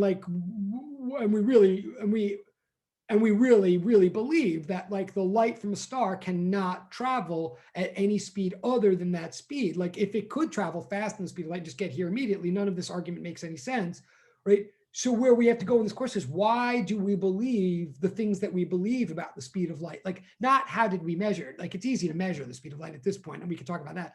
But why do we believe it's, what makes it so special, or what makes us have such faith that it can't be changed? The way to get to the speed of light is we first have to realize what we think about the speed of sound, because that's the easier, like basically what we're about to do, what we're trying to do now with Walters and with me, is we're trying to get you guys to see how the speed of waves work. And we're going to talk about the speed of waves in the context of the speed of sound waves. And we're going to see things like you might have noticed, there's no such thing. So again, this is all the course. I'm just sort of talking all over the place, and I'm sorry. But like, just to back up for a second, baseballs and cars and electrons and planets, like they all travel at various speeds. An average velocity equals displacement over time. Like, you've known that since physics 101, blah, blah, blah. But you notice you can talk about how fast someone can throw a baseball pitch, or you could say this baseball pitch is fast enough, but no one ever and you can even talk about like the typical speed of a baseball pitch or something, but there's no such thing as like the speed of baseball, right? You don't, like, baseballs can go all kinds of various speeds, and it totally depends on how hard you throw them and all that. But you hear, since you're a child, you hear about the speed of sound, like as though that's like a number and as though it doesn't even matter how. And there is, that's true. Like, the speed of sound is like 340 meters per second. And sound does travel at that speed, like through air at standard temperature and pressure. The speed of sound relative to air is 340 meters per second. And we can say that confidently because it turns out, and this is the thing we want to start unpacking about waves, which are built on harmonic oscillators. The thing about a sound wave is that it does reliably travel at that speed. Like thunder, like the reason you can do that trick where lightning flashes and then you go 1 Mississippi, 2 Mississippi, boom, and then you hear the thunder. I don't know if you know what I'm talking about, but there's this thing that little kids are sometimes taught to do. Yeah, okay, cool, right. And I used to too. And I used to, so, well, I'll back up and explain, right? Like, yes, you can do, it's often written on the back of cereal boxes or something as like a fun thing to do as a kid. Like, if you see the lightning and then you count until you hear the thunder, you count the number of seconds, like 1 Mississippi, 2 Mississippi, and then you, okay. So, and you're going to see this specifically when I go back to the curriculum ever. If you, like thunder and like, thunder is the sound of the storm and lightning is the light. Like it's like one phenomenon, right? Coming from the same storm, but light and sound travel at different speeds. Light travels at a speed, but so fast that, if you're on Earth, it's going to get to you before, under a 16th of a second. So basically feels instantaneous. But the thunder travels at the speed of sound, which is like 340 meters per second. That's like a little bit under 1,000 miles an hour. Like that's fast, but it's not that fast. And so if you just treat the light as essentially, then if you count 1 Mississippi, 2 Mississippi between the lightning and the thunder, and then you divide your count, so it's like, so it's like 1,000 miles an hour.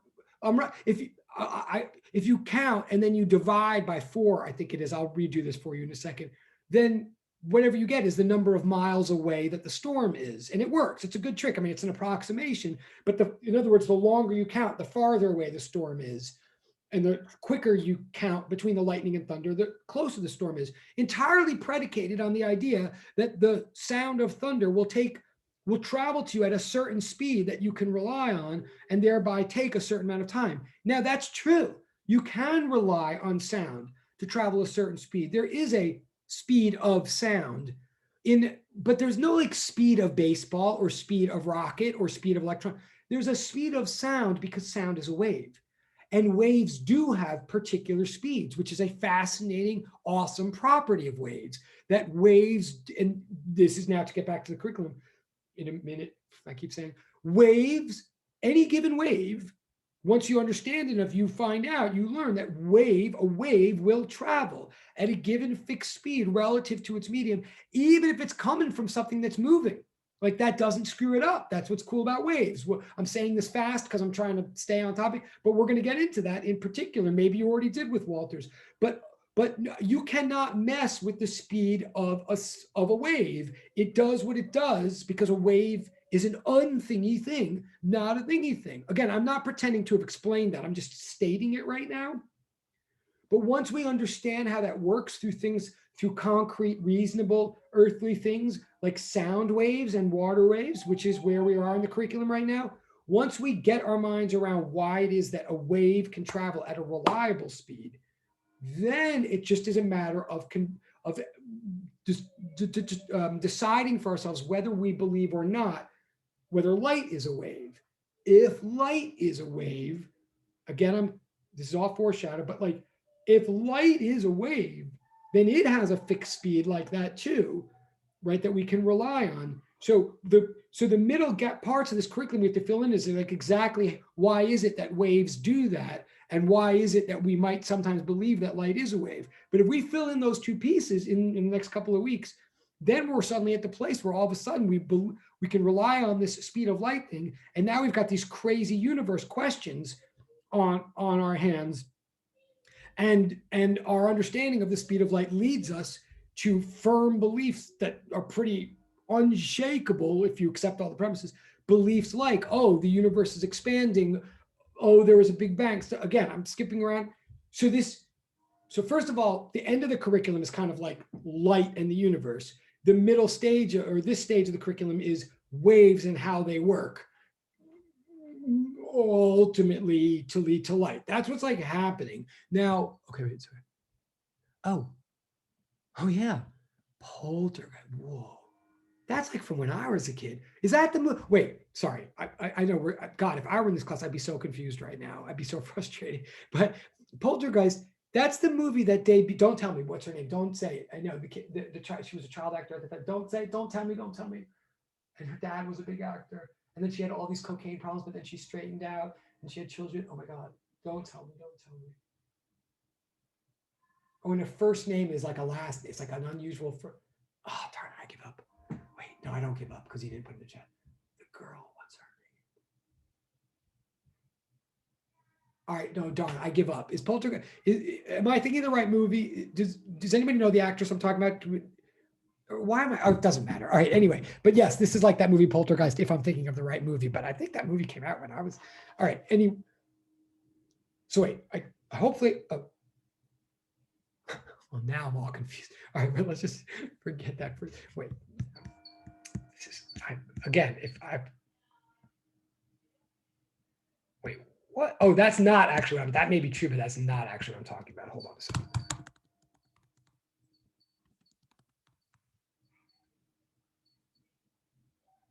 Oh, maybe I'm thinking of the wrong movie. Actually, I thought. Oh, I know what you're talking about. No, I guess I'm thinking of the wrong movie. Okay. So, all right, forget. I'm totally thinking of the wrong movie. 1982. Yeah, I was 12. All right. God, what you guys? Okay. Um. Um. um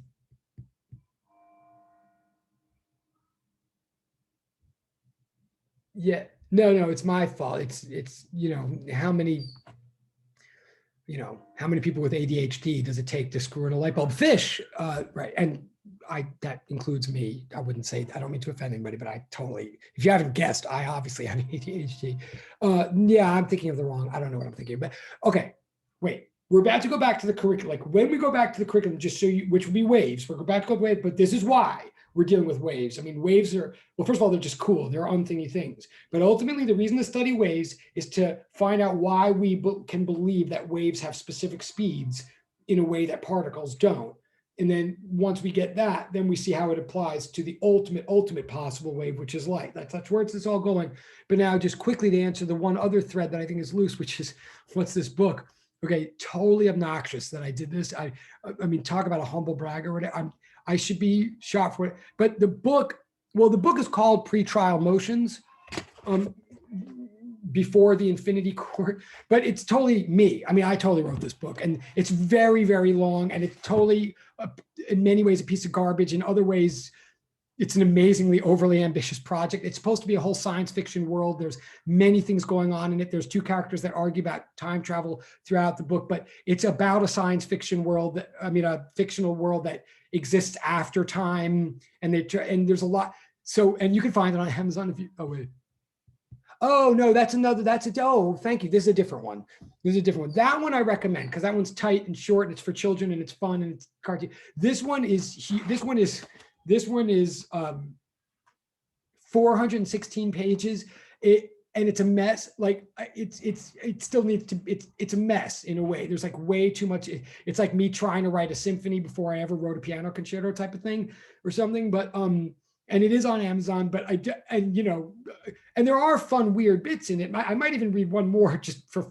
But like, yeah, no, it's totally me, and I'm totally tooting my own, or totally,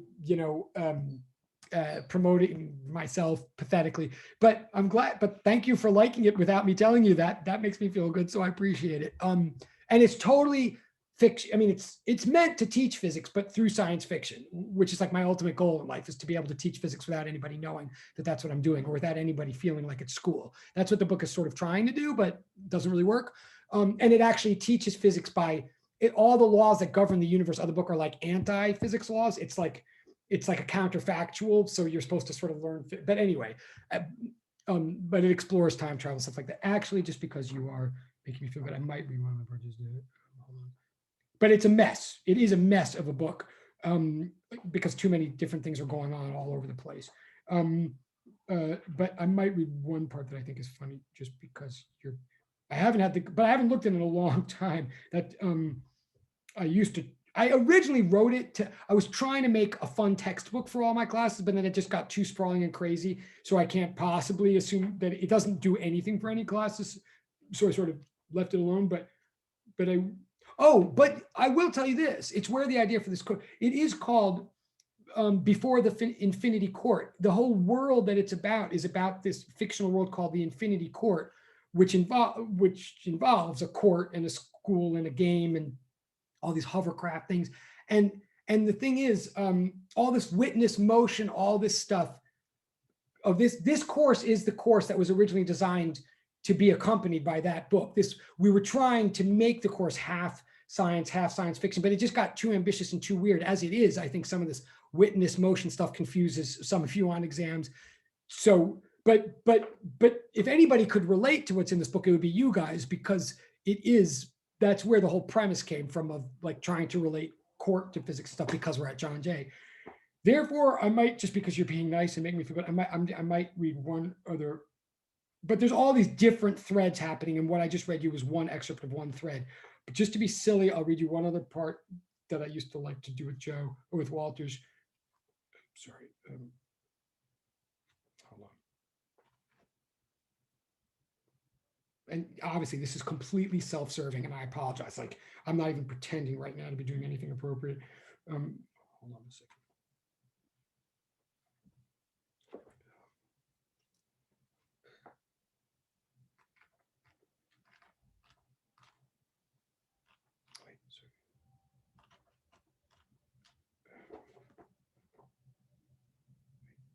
Oh, but I'll also say that in this whole sci-fi, there's a whole game that they play all the time that we actually try to make a real game in real life that would accompany the book. And there's a whole other separate book that is just the rules of that game. But they're stupid. I mean, they're not stupid. It's a good project, but it's not finished yet. And I would not, and the game is not really quite. And then we tried to make the game into a computer game, but we're not finished and it's not playable yet. But it has potential. But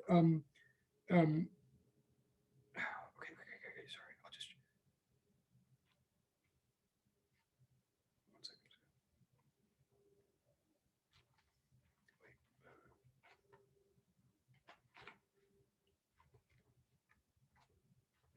Oh yeah, I know. Okay. If I can't find this fast, then I won't. Again, you're all indulging me. You're very sweet, and I fire myself right after this, and we will go back to waves right after this. But one thing you might, since you've been dealing with all this witness court stuff, you might appreciate. There's one witness thing.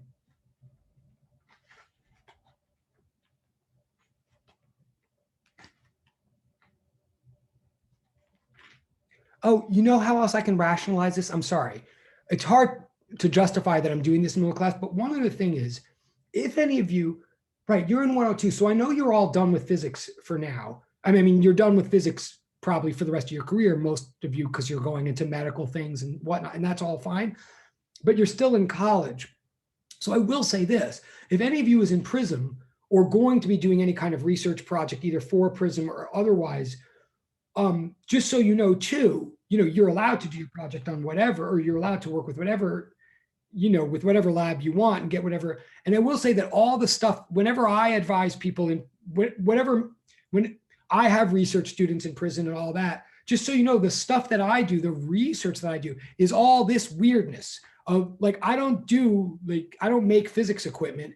I try to make physics educational, atmospheric, and entertaining materials. That's like my research is like making physics fun or whatever for the work. And so many of my Prism students have either worked on books like this. In fact, that one other book I recommended you was totally, there's two authors on that, and the other author was a Prism student. And she did all the illustrations. I mean, I did the words, she did the illustrations, done. I mean, it took a long time, but so if anybody is ever looking to do research, and if any of this weird, it is very unconventional research. It's very different. It's not like labby in the conventional sense, but if you really do find any of you, if you find this stuff interesting, then I guess I'm also just doing a plug for we can talk later or something.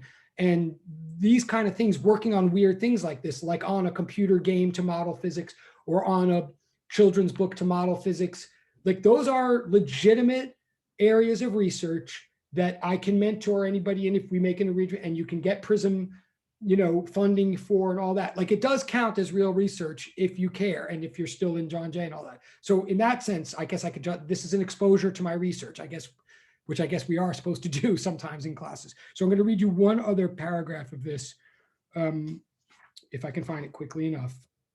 And again, I know this is,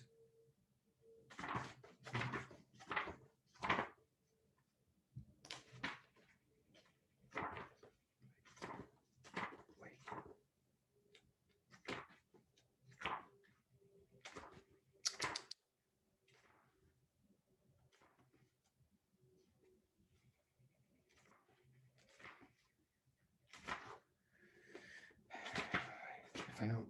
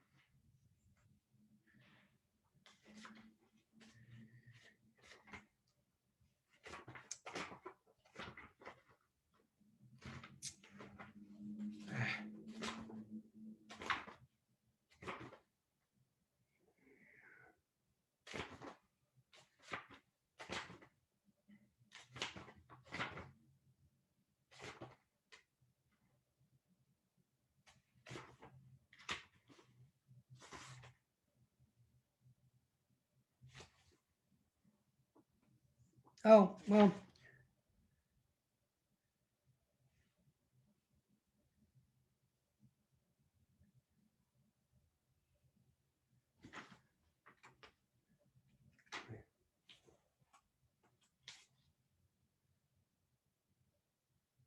Oh, all right. I'll read. This is one of. This is also okay. I'll just read you this quick. As long as we're talking about time travel and all that. So this is an excerpt from supposedly the middle of a physics class in this weird world, and in this world, the premise. Oh, sorry. Let me. Chess. Wait. Oh. Wait. Okay, I'm looking at the chat. I'm catching up. Sorry. Is it article? A different one while this go? Thank you. I appreciate the. Thank you for saying it's well. Well, I totally appreciate it. Thank you. That's cool. Thank you for. Oh, I appreciate it. Thank you. No, and obviously it is a little. And I don't. I'm obviously feeling a little awkward because I don't usually do this, or maybe I did right at the beginning when I was trying, but you know, it's nice that you say about the me and I really one of my dreams is to do a thing with Walters where yeah, thank you. I would love to do that, and especially once we get out of COVID. I mean, it would be good. I appreciate that. I would like to do that, but I don't know about. But anyway, okay. I love Walters. Oh my god! And you all know. I mean, should I? Well, no, I won't say. Okay, but yeah, the dude is so freaking smart. Oh my god, and he's so good at chess. But wait. Right. Oh, that's why you said chess. Yeah. No, that is a dream of mine to do that something with Walters at some point. Just it's hard during COVID and all that. Um, um, but on that note, then, so in the premise of this book, or as an assumption of this book, there's three main things in this future weird world. There's the court, the infinity court. There's class, and there's the game that everybody plays. Blah blah blah. But the weird thing is that if I don't even remember now, I think it is in the right in the purpose of. I mean, there's physics class. Like there's court, there's physics class, and there's the game. And in physics class, you learn how to play the game. And the game you play, and by playing the game, you learn the laws of physics. And then in the court, like you go to court if you're bad at the game. Like the crime is to be bad at the game. And if you're so it's like all around weirdness. So this is an excerpt from one of the class discussions. And again, this is all in such a future that it's outside of time. Like this is after this whole thing is happening when there's no more time anymore. And in fact, they learn in classes about how there once was a belief in time, but they can't get their minds around it, that kind of thing. So this is just an excerpt from the professor talking in the physics class and trying to remind them of what the world once was or what happened in the world, that all this, and I don't even exactly remember, but so it says, right, at some point, the world had grown weary, pretending that it did not know how to distribute resources equitably. And so, at some point, the world had grown weary, had gone sick of pretending that it didn't know how to distribute resources equitably. So basic needs started to be met. People were fed. Like any natural phenomenon, feedback loops ensued. And in this case, building shelters is easier when we're not starving, et cetera. So the more basic needs were met, then the more basic needs got to be met. So pretty soon, everybody was eating and everybody was housed and everybody was clothing. So once everybody was eating, it was that much more okay to openly and publicly complain about insufficient megabytes on your phone or etc. Luxury items and pursuits were increasingly not in conflict with anything more pressing. So innovation and hubris brought us to a zone of multiple reference frames, brought us to a zone of the principles of relativity, of instantaneous communication among wildly varying cultures, of time dilation and length contraction, and those are things from Einstein's relativity, like those are real things, of time dilation and length contraction theorems. All we needed was a decade or two of President Google's trickle up policy of progressive attention span reduction to be implemented against the Cold War climate. God, I don't even know what this is saying. Pumping fear of a tesseract gap into the vulnerable public purses. And it was eventually out-evitable, which means inevitable, but out-evitable. It was eventually out-evitable. Consumer priced and packaged possibilities for time travel. Now, sure. So he's saying eventually time travel started happening, is what they're saying. Now, sure, the time matter meetings were just a matter of time, even though there were generations in the past which had yet to advance to the futuristic abilities. Wait, sorry. Even though there were generations in the past which had yet to advance toward the futuristic abilities to go to the past, for sure, there would be developments in the future sufficient to visit the past. And that will have happened when we in the past, therefore, were of with respect to it. This is intentionally confusing. It's almost gibberish. That there would be was, wait, sorry, that there would be was a question not of whether and not even of when, but of whom. And who wanted to be last to a future which could be first to the past. So we worked it out. That's the professor like yammering all weirdly incoherently because he's trying to talk about time. And when you talk about time, it all gets. So the professor says that there would be a was a question not of whether. So, that someday in the future we'd be able to go to the past. That there would be a was a question not of whether and not even of when, but of whom. And who wanted to be last to a future which could be first to the past. So we worked it out. Interruption from student. We worked what out? Well, the details of time travel, like how to do it right. Well, not that level of detail. Like what level of detail? Well, just how to do it, but not necessarily how to do it right. Wait, but if just doing it at all is a level of detail, then what could possibly constitute a level of non-detail? Well, not doing it. Wait, wouldn't that not be a level at all? That's not like doing time travel wrong. Wait, like that's no more time travel without details than it is sheep herding without the sheep. Well, perhaps, but we do happen to do sheep herding very, very right. We always have since biblical times. Wait, so what are you saying, Prof? I'm saying at some point humanity advanced just enough to be able to play with time, but it advanced not enough to know either that time isn't a toy or that if it is, we really should have read the instruction manual. Regarding both the principles and the practice of navigating along the time axis, humanity appears to have jumped ahead a bit too far, too fast, and made a mess of things. Now it seems there's no going back. Like now we're in this zone where time is crazy. There is no time because they screwed up time travel and they went too bananas and they didn't know what they're doing. So now like time is chaos is the point. So he says, right. So regarding both the principles and the practice of navigating along the time axis, humanity appears to have jumped ahead a bit too far, too fast, and it made a mess of things. So now it seems there's no going back. Well, what do you mean there's no going back? Well, I mean pretty much what we always mean, that we can't undo our mistakes. We have to live with the consequences of our actions. But isn't that precisely what we get not to mean once we've traveled through time? Like, isn't going back to the past precisely the one thing we can do now, which leads to this concern in the first place? I mean, what do you mean we can't go back? I thought the whole point is that we can. And by the way, what do you mean pretty much what we always mean? What do you mean by always at all? Or what do you mean by now it seems?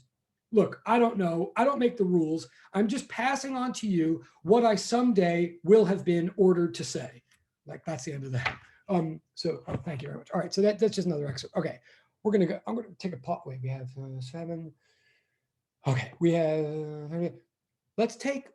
Let's all just take like a. I'm gonna run to the bathroom. Let's all take like a 3-minute break. Then we're. And if you have, if you have questions of, you can ask when we come back. But then I'm going to start trying to get us back to waves, so like Walters doesn't fire me for like not preparing you for the next lab. All right, so I'm gonna walk away for a second. You all take a break.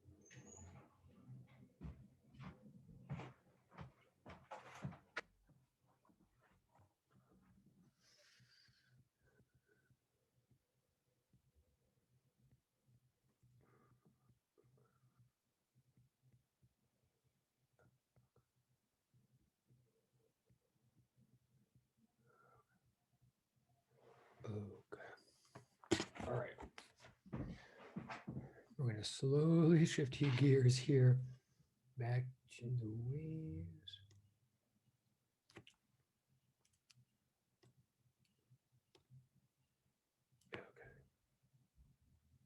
Right.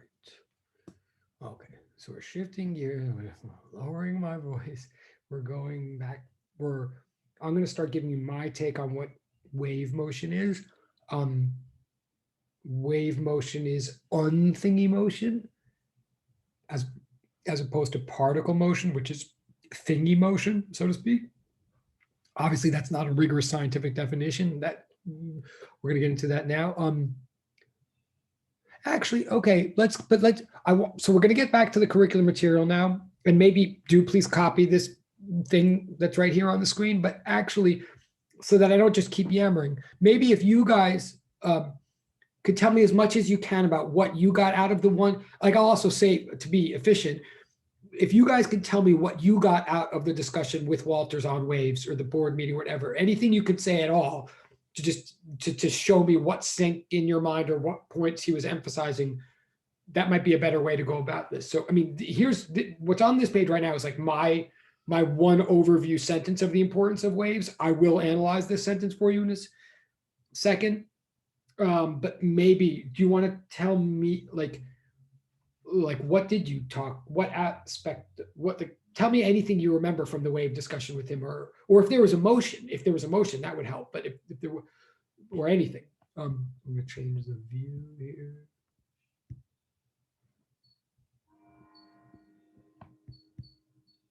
Or okay, or if that's putting too, oh, sorry. Oh, oh, really? Wait, that is definitely emotion. Okay, that's thank you, Quasi, by the way, and thank you for showing that you're paying. I appreciate it. Okay, and that definitely is emotion. That's definitely a valid equation. Specifically, that is harmonic oscillation, which waves are built from, and that's going to be my ultimate point. So you're not crazy. Oh, but you're not crazy.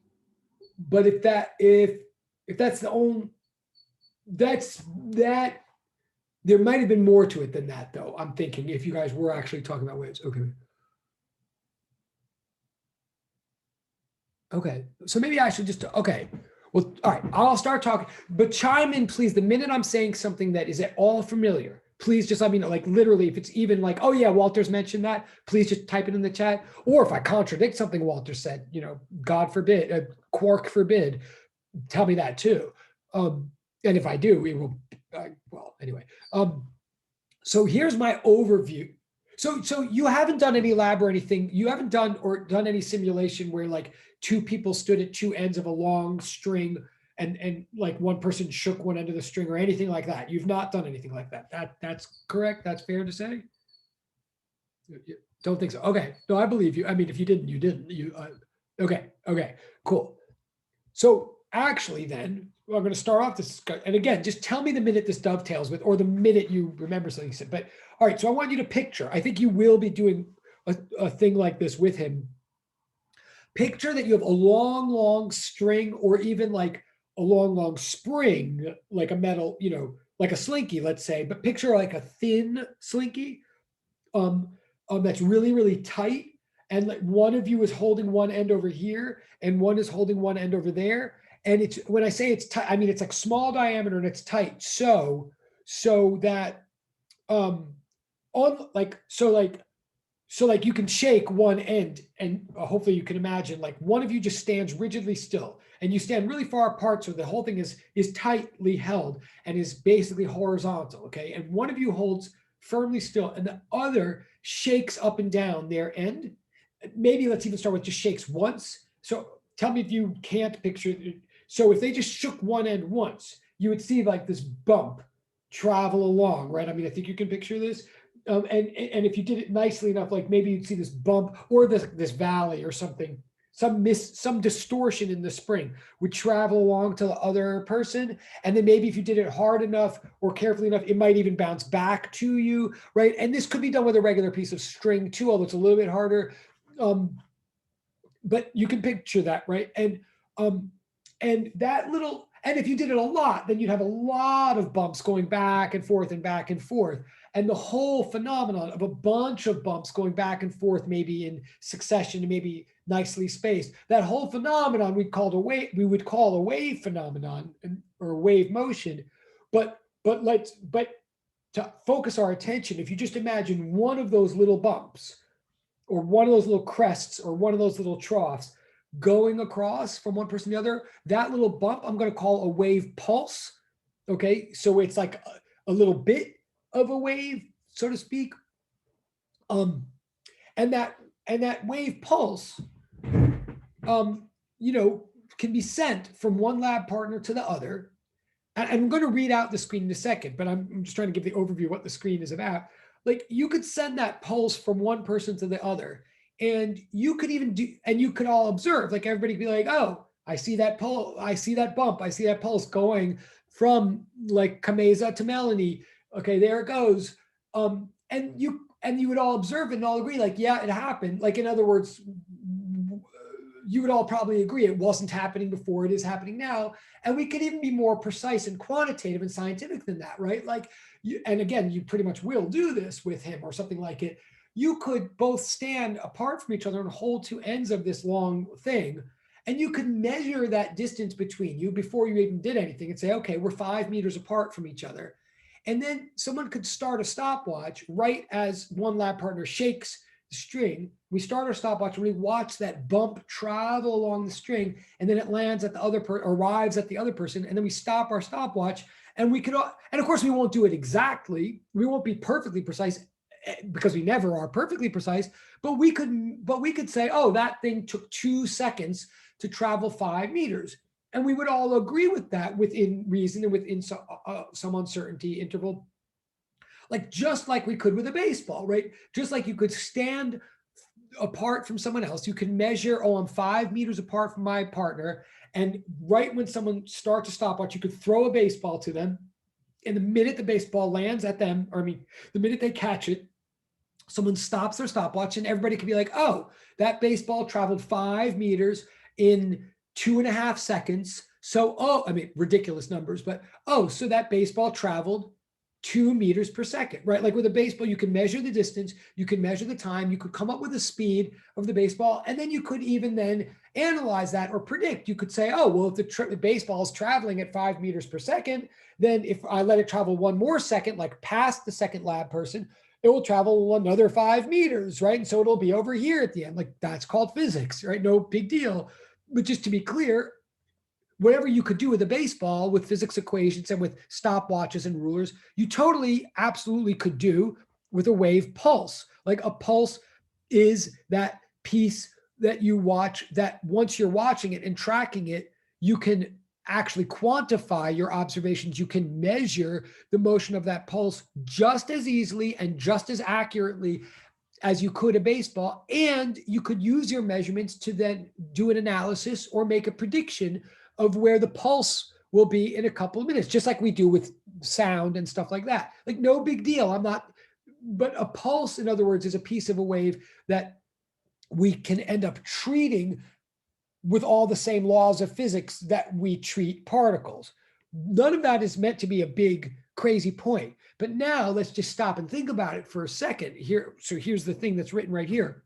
When that wave pulse propagates from location A to location B. Okay, now I'm going to pause here. Like the wave pulse, I'm defining as a recognizable distortion of the medium, i.e. it's a shape of the, okay, so I'm getting it. So like and I have to talk very specifically about medium in a moment, but if right now in this example, if by medium, I just mean that long string that you're holding, then by pulse, I mean a recognizable distortion in that string, like whether it's a crest or a trough, some shape that you could describe and that you watch that shape go across. That's what I mean by pulse.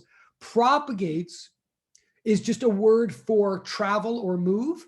Literally, that's all. Sometimes it can come up in context in science and but seem very intimidating and confusing. Propagate just means to move or travel, but it is the word that we specifically deliberately use when the thing traveling is a wave pulse, not a particle. Okay, so propagate is to pulse as move is to particle. Okay, so that just to highlight, we always use that word when we want to signal to ourselves that we're not talking about a particle, that we're talking about a wave pulse. Now, here's my sentence. When a wave pulse propagates from location A to location B, no identifiable particle need travel from location A to location B. This is what I want to stop and emphasize for a while. It may even sound completely obvious, but like all great truths in physics, it might even be obvious, although I don't think it's as obvious as it might sound. But also the importance of it is vast and not obvious. So let me dwell on this for a second. What I'm saying is, remember, oh no, okay. Oh, sorry. Oh, okay. What I'm saying here is remember, a particle, this goes back to our unthingy thing discussion. A particle is a very particular thing. A particle is an identifiable, discrete, massive material, distinguishable piece of matter. Yeah. But much more than that. A particle, remember, is something that occupies one point in space at one point in time and is the only thing doing that. In other words, a particle is a thing that cannot be in two spaces at the same time, nor, that's constraint number 3, nor can it co-occupy one point in space at one point in time with another such particle. So a particle is something that only occupies one space at one time and is the only thing doing that, right? A particle is something. So in fact, a lot of people in homework often will, if I say define a particle, a lot of people will say a particle is something that occupies space and time. Not good enough. Everything that we deal with in physics occupies space and time, right? And in fact, everything we deal with in physics not only occupies space and time, but occupies space and time in a measurable, analyzable, predictable way. The thing about a particle is that it occupies one point in space at one point in time and by itself, right? There are things in physics that don't do that. That's where we're going with this.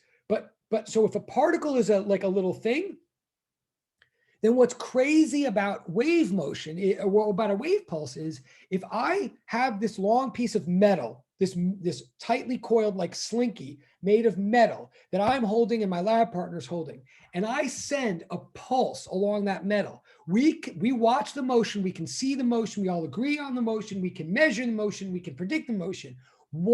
And the motion is going from me to my lab partner. Like that is the displacement. That's the journey from me to my lab partner. And we all observe this hunk of metal like going down from me to my lab partner. The only thing that is moving at all is metal. Like there's nothing else going on besides metal. Anything that's moving is made of metal. Yet, the point that I'm trying to make is, even though the only things moving are metal, there is not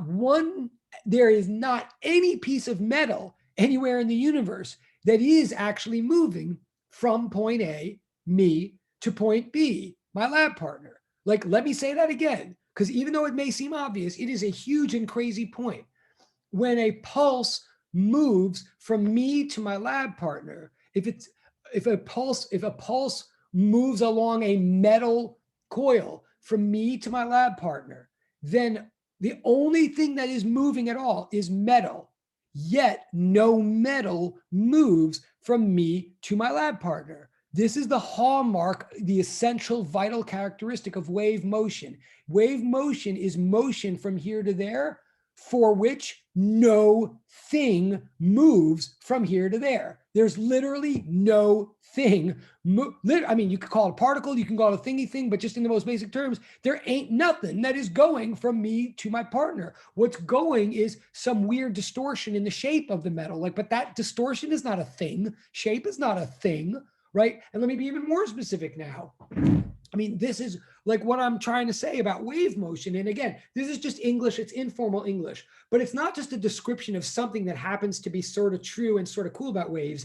It is literally what we mean by waves. Okay, so a couple of other examples of this. Well, one example is if I shout, that's a sound wave. It's going through air. And I think many of you know, in some ways, if I shout, like I vibrate the air molecules right near my mouth, then those those air molecules vibrate the air molecules right near them. Then they vibrate the air molecules right near them, all the way until your ears. And you forget about computers and Zoom and all that. Like say we were in the same room.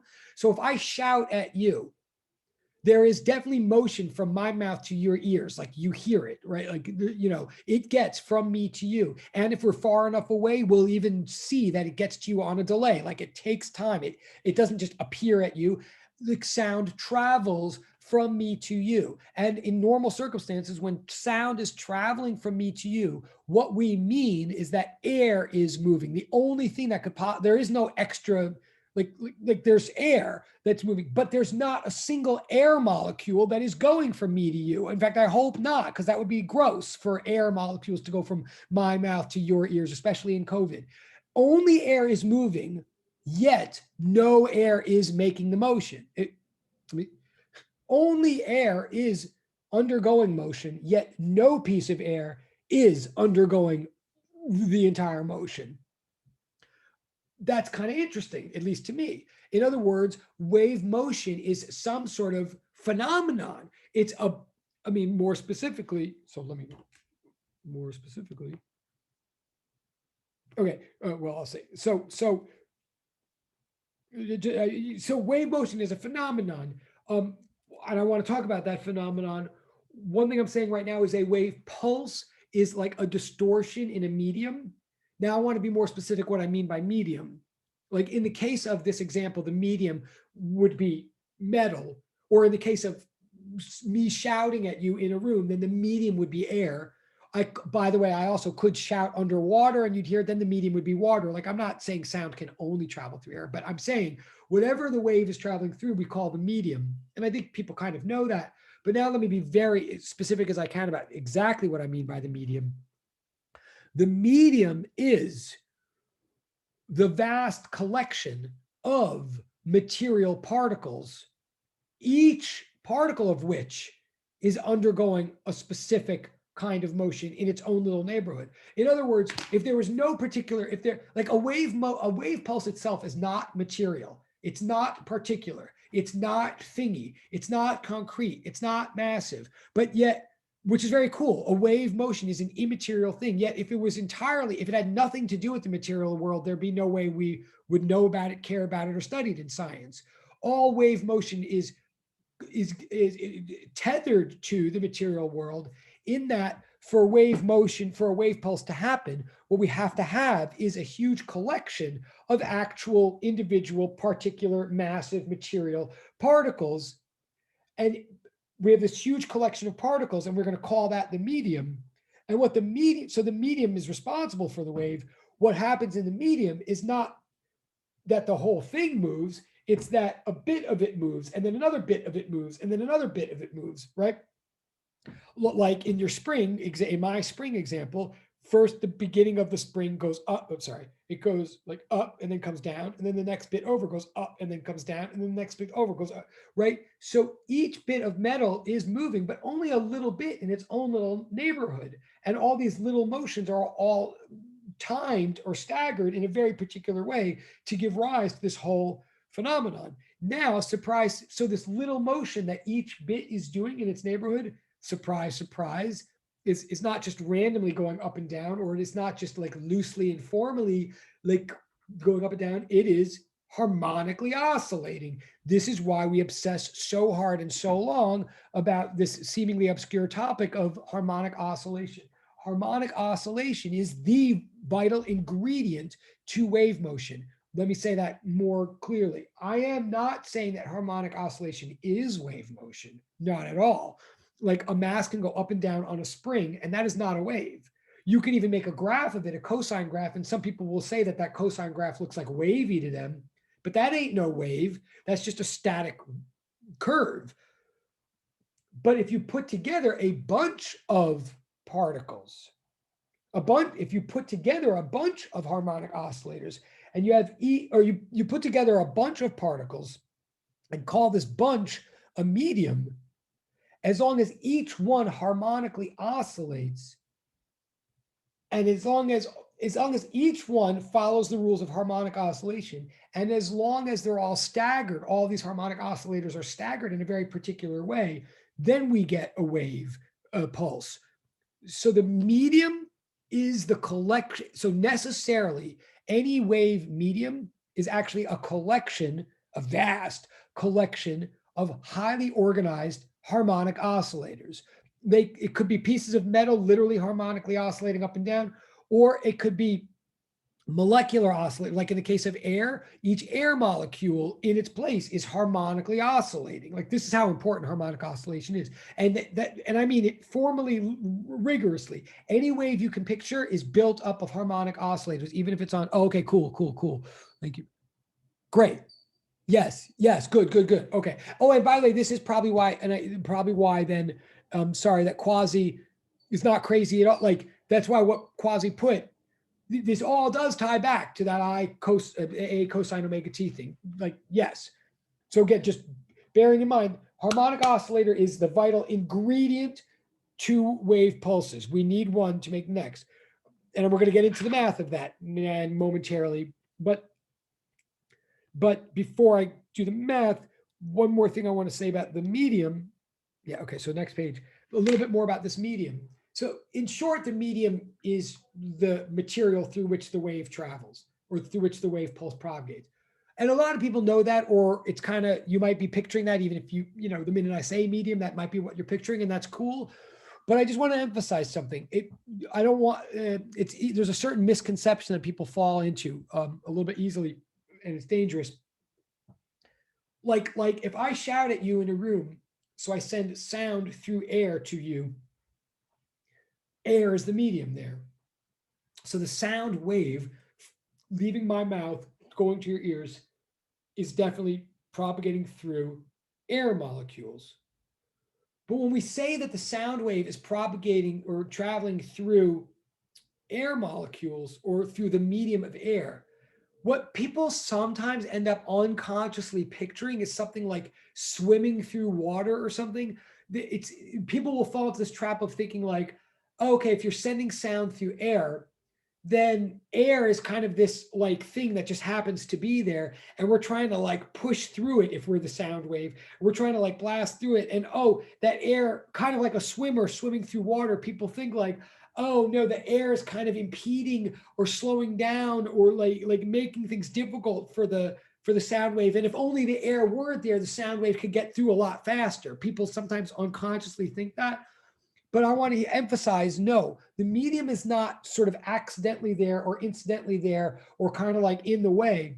The medium is what you absolutely need to have the wave pulse in the first place. You've probably heard before, if anybody shouts in outer space, and there's no like radio walkie-talkies or whatnot, if you shout in outer space, I don't care how loud you're trying to shout, no one's going to hear it. And no one's going to hear it because there's nothing for the sound to travel through. Like there's no air molecules to vibrate, so nothing is wiggling, so there's no wiggle.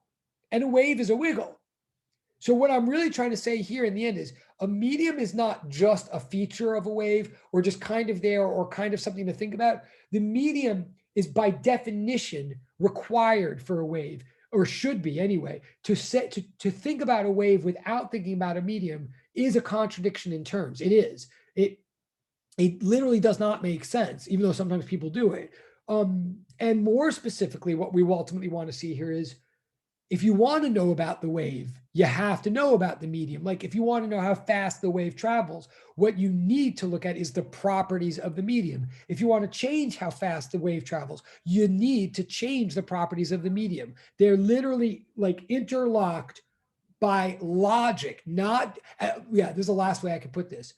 And you'll see why this is super important in science, super important.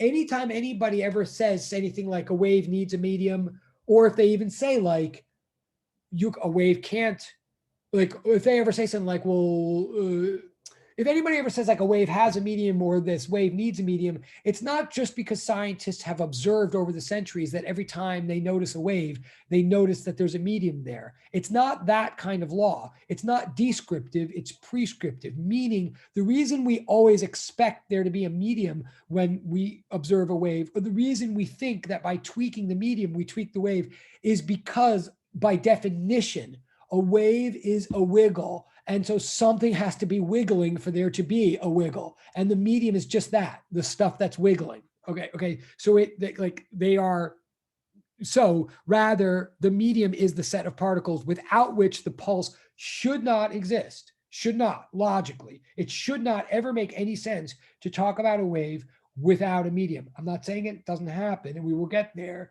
but I'm saying it shouldn't make any sense. And when it does happen, it doesn't make any sense. Okay, I'm just looking at the chat. I don't know if that is. Sorry. Oh, yeah. Okay. Veronica's question, great one. And we're really going to get to that right by the end of the course. That is where this is all going. But the fast answer right now is sure. If there's something called an electromagnetic wave, then the medium for it would be electric and magnetic fields. Yes. Now, what does that mean? We have to get to, and we're going to get to soon. So I don't know if that helps everybody, but yes, the answer is like, yes. I mean, as long as you say electric and magnetic, yes. And we're going to talk about what fields is. In fact, that's next, but I mean, not next today, but yeah, great point.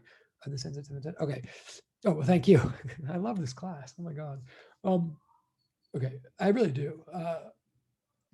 And you really, I mean, I don't know about you guys, but I've already taught 3 classes. This is like, it's so late. The fact that I'm in a good mood at all by the time I see you guys or can get through this 2.5 hours is shocking. I don't know how you guys do it, but okay. Okay. So that's a little thing about the medium. Now let's get a little bit more specific. Again, this might start looking familiar.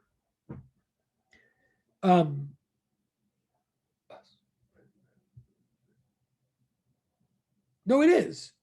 No, it is because of you. No, that's really true. And again, I'm an enthusiastic teacher and all that, but if we haven't made it clear, and yes, I love this curriculum in Walters, but Walters and I have had some groups last semester included. Last semester, well, I hope you don't have a friend or boyfriend or girlfriend or something in the class, but last semester, I like every individual but as a group, they were a graveyard. It was torture. And this is not that. So it's not just audit. It is you guys for sure. It really is. Yeah. We hated. We almost forgot how much we love teaching this class last semester, but now we love it again thanks to you guys. So no, you definitely should be commended. Okay. And I do mean if any of you does want to do research with any of us, we'll talk. But okay. All right. So now let's imagine this diagram gets a little bit complicated, and I know we have 15 minutes. So now picture we have a lab table, like the brown horizontal schmear at the bottom is supposed to be a lab table.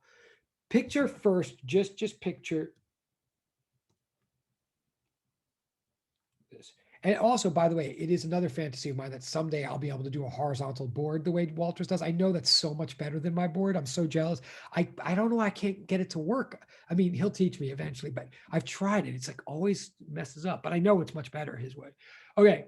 Imagine that you have a lab table, horizontal lab table, and you put just look at the first, just this M on this oscillator. Like I'm going to put a vertical oscillator at the left edge of the lab table, kind of like your lab 1, just a vertical spring of spring constant K with a mass on the top of it, mass M.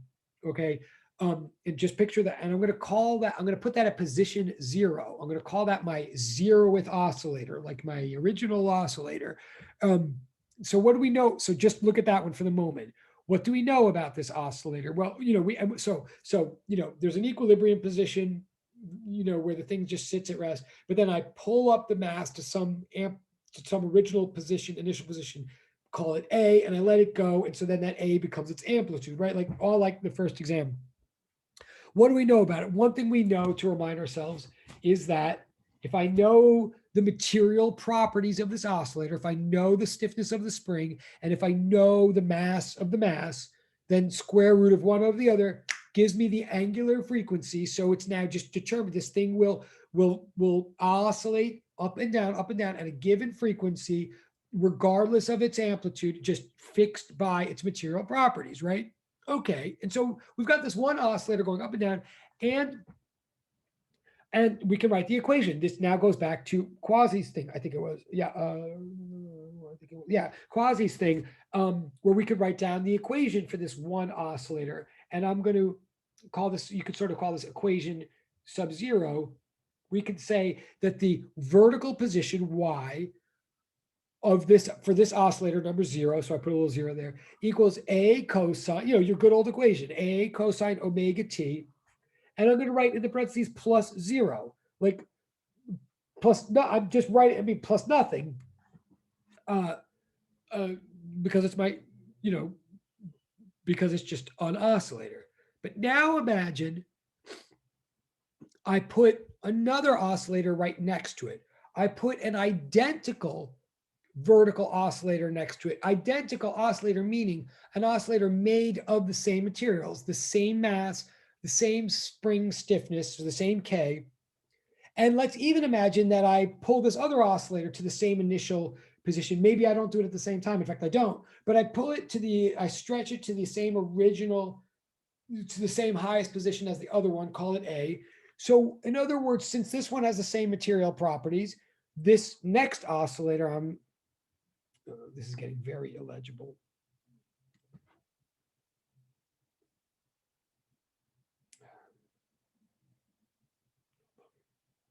This next oscillator, I will rewrite that, but this next oscillator, I'm going to call oscillator number, this one I'm talking about now. Oops. This one I'm now talking about, I'm going to call it oscillator 1 because the other one I called oscillator 0. Right now, this oscillator is going to be identical in every respect, except I'm intentionally going to start it on a delay or with a head start. Like instead of starting my stopwatch right when, instead of releasing this thing from the amplitude position, I'm going to release it a little bit later on in its cycle. Like imagine I'm going to release, in fact, but imagine, in fact, that when the first one's released from the top of its cycle, from the amplitude position, to make things somewhat easy to picture, let's imagine that when that first one is all the way at the top, this next one, which is identical in all other respects, like same K, same M, all that. But let's imagine that I release it sometime later, sometime earlier, so that when the first one is right at its amplitude position, let's imagine that this one is already at the equilibrium position. In other words, imagine that this next one is like a quarter of a cycle already. It's like a quarter of a cycle ahead. I'm saying a quarter, like if you imagine that the first one's at the tippy top, then if this next one, if it were all the way at the tippy bottom, that would be a half cycle later, right? Because a cycle is all the way there and all the way back.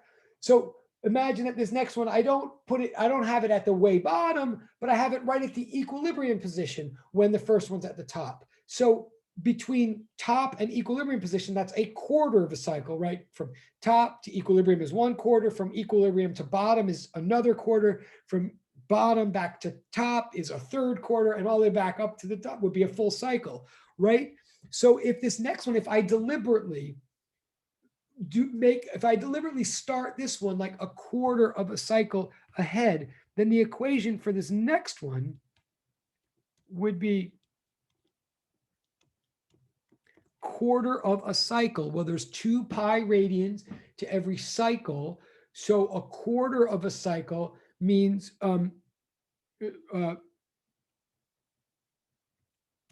pi over 2, and I know the number said something different a second ago. I'm trying to make this more like, if I add a little pi over 2 radians into the parentheses there, that's called a phase term. That just means, right, like that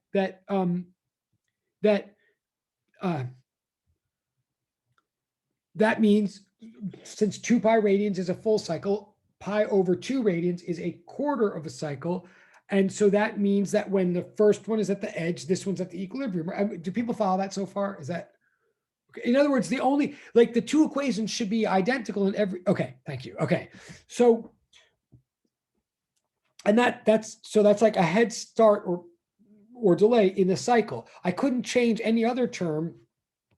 And remember, and if I put that pi over 2 out, and the reason I put the pi over 2 inside the parentheses, by the way, is first of all, if I put it outside the parentheses, then it would add to the whole thing. So it would make, I put it inside the parentheses because you can only take the cosine of radians, right? I don't want to overtalk this, but that's the way to indicate that the next one is is a quarter cycle behind or ahead.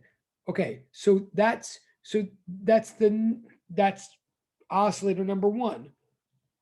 Let me go one step further and say, what if I now put another oscillator next to it, right? And now again, same oscillator, but I just I start it with another delay, and let's try to be as simple as possible. Let's make it another pi over 2 delay. So let's say this one, and I'm about to look at all right, I see there's something in the chat. Give me one second.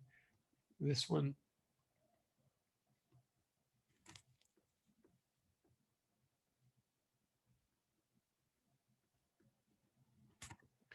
Right? I know I'm writing all over the place on the screen, but what I'm trying to say so far is I'm trying to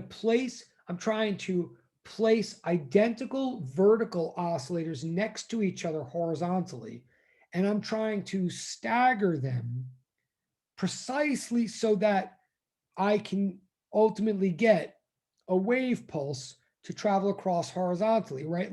Like what, and I will look at the chat in a second, but what I'm trying to do with these oscillators is I'm trying to make a wave the same way we would with human beings at Yankee Stadium or something like that, right? Like if we're all arranged in a line, like if we're all in a row, like at Yankee Stadium or whatever, if I go up and then I go down, and the next person goes up and then goes down, and the next person goes up and then goes down, if we time it right, what we get is a wave, right? Like like we get a human wave. We see something traveling across Yankee Stadium, and we can measure it and all that. And the only thing that's moving is human beings, but there's no human being actually moving across Yankee Stadium, right? Each human being is just being a harmonic oscillator, and right. But it's not just that we have a bunch of harmonic oscillators. We have a bunch of harmonic oscillators nicely organized. In other words, if all the people in Yankee Stadium all went like this and like this simultaneously, that might be fun and cool, but that's not a wave pulse. That's just one big wide harmonic oscillator, right? Like just like here, if I put a bunch of springs and they're all identical and they all go up and they all go down at the same time,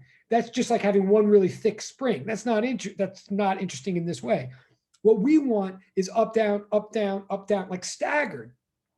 So I'm doing that staggering thing by adding this extra term in the parentheses. I do need a stagger in phase for this pulse to occur, but I just need a stagger. So I'm keeping the stagger as simple as possible, not as a teacher, but I mean, as Mother Nature or as an observer. I'm saying as long as there is a stagger, we're going to get something. And so I'm going to say that I'm going to put a whole bunch of these all next to each other. And I know we have like 5 minutes, but imagine a whole series of these now. Each one is described by a separate equation. Each equation is identical except for that extra term. And there's a pattern in that extra term, meaning the zeroth oscillator is omega t plus 0 times pi over 2. Then the first oscillator is omega t plus 1 times pi over 2. The next oscillator, right here, is omega t plus 2 pi over 2, right? Imagine I just keep going like that. Now, first of all, I hope you could see that visually, if I let this happen, this is a wave pulse. I keep forgetting about the chat. I'm sorry, but I'm a little bit, I will try to remember, but I just want to get this before class is over. If I do this, if I literally put a bunch of springs on the desk and set it all up to do this, then I'm not just sort of approximating or kind of demonstrating a wave. Then literally that is what a wave is, right? Like microscopically, if I look at air molecules making a sound wave, they're doing this. If I look at the bits of string, they're doing this. Like this is what a wave pulse is a collection of staggered oscillators, but staggered in this very nice, clean way of like they're each staggered by a constant step. I'm just quickly looking at the chat. I might not be able to. Oh, cool. Okay. So let me go a little bit. So right now I'm building in my mind, or in reality, I'm building I'm taking a collection of staggered harmonic oscillators and thereby making a wave pulse. I hope you can visualize that. But mathematically now what I have is I have a huge bunch of similar equations, but to describe this whole pulse, I need all of these equations. It seems like I need one for the zeroth one, a different equation for the first one, a different for the next. But there's a pattern in these equations, as you can see. Like in this example,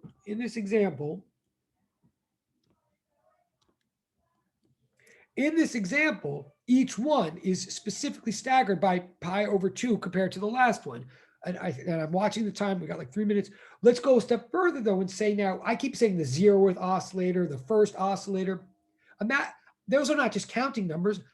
Let's assume that I'm trying to be organized about this and stuff. So assume there's a big meter stick on the lab table. So the 0th oscillator is right at the edge of that meter stick. That's kind of why I called it 0. It's at the 0 point on the meter stick. The first oscillator, let's say, is 1 centimeter or 1 meter away. The second oscillator is 2 centimeters away, right? So they're being organized along the x-axis at equal spaces. If that's what's happening, then I can take this whole collection of objects and this whole collection of related equations, and I can capture the whole thing in one fell swoop with one equation if I'm careful enough. I can say, in this case, I can say, like this equation, and we're just about done. I even hear the, wait.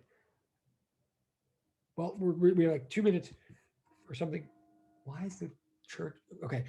This equation I wrote right here captures all of them. And I don't care whether you put a plus or a minus. I'm not trying to confuse things. We'll just leave it as plus.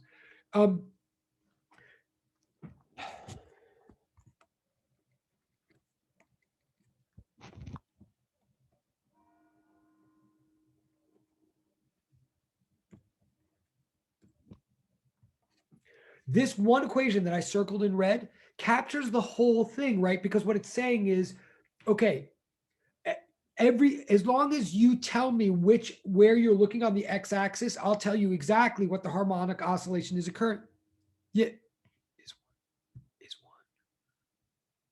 Well, yeah, no, good question, Kat. Right. I'm saying in this example, I'm deliberately having us picture that each one is a quarter of a cycle ahead or behind the one before it, just because a quarter of a cycle is, I think, somewhat comparatively easy to picture. It is only, so yes, it's intentionally a quarter of a cycle, but it's a quarter of a cycle just because it's easy to picture. I could pick any number I want. For this example, it happens to be a quarter of a cycle. So, and we're just about to, okay, cool, okay. But I'm about to get, yeah. So in this example, if you think about it, the whole thing can be captured by this one equation, where basically what we're saying is if you plug in x, 0 for x, then you get the a cosine omega t plus 0.